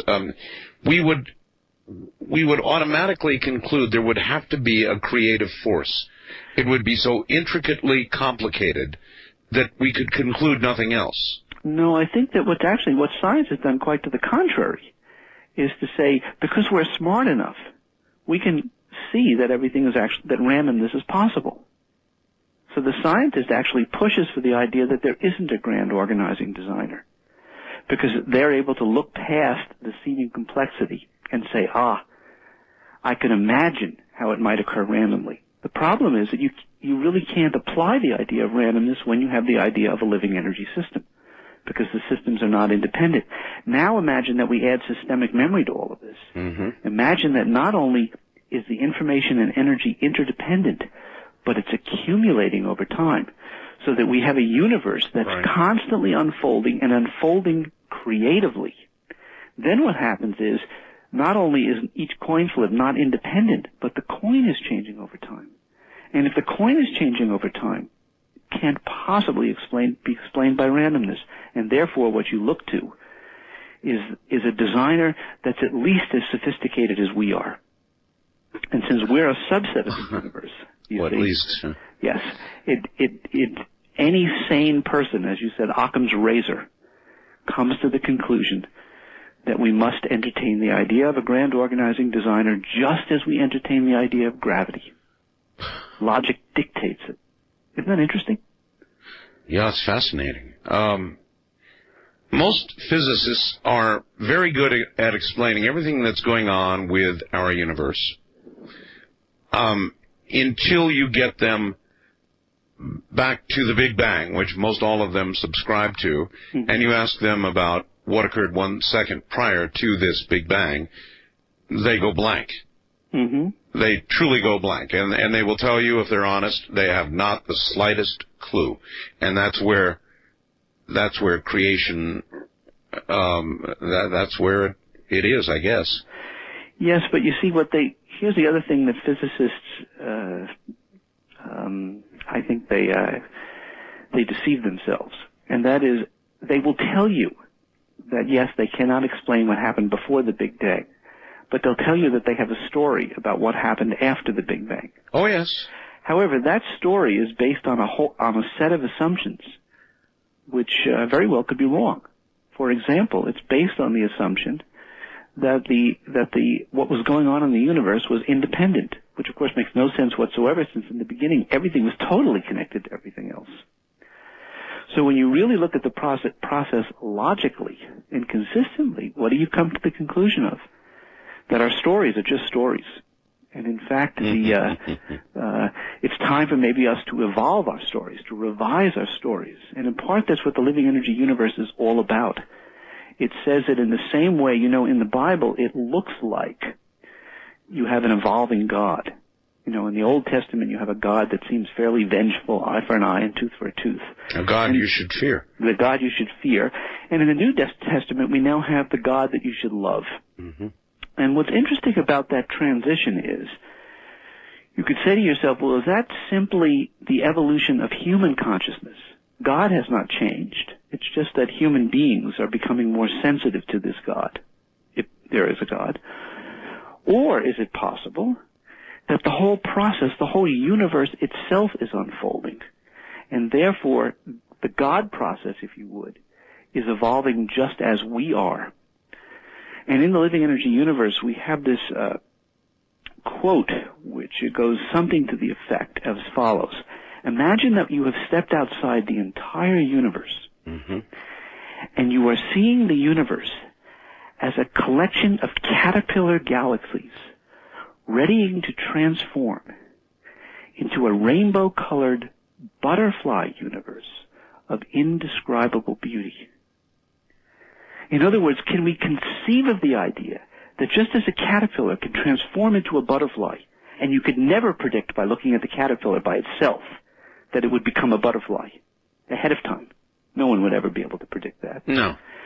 In the same way, is it possible that the whole universe is an unfolding process, and that it itself is going to transform into something that we have yet no possible conception of? Mm-hmm. But you see, if biology and the Earth is any indication, if what we're learning is giving us information about the future, then we should be able to anticipate the idea that the universe is much more magnificent than we've heretofore recognized. And that's why we say that if the living energy universe theory is true, science may literally resurrect and revise the reputation of God. All right, Doctor, there has not been enough time to do this in nearly the detail we should have done it. So obviously you will be back, I hope, one day. It would be my pleasure. You have a wonderful audience and you ask remarkable questions. Well, thank you. And you take care and get whatever's left of your night's sleep. Thank you. Hope it goes. Take care, Doctor. You too, thanks. Good night. All right, that's Dr. Gary Schwartz, and that's it for tonight, folks. We're out of time. Now, tomorrow night, a living legend is going to be here, columnist Jack Anderson, who, in a survey commissioned by President Reagan, was found to be more credible or trustworthy than Walter Cronkite.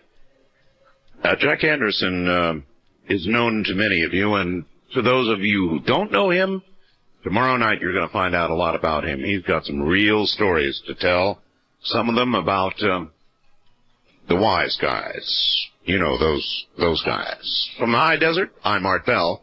Ciao.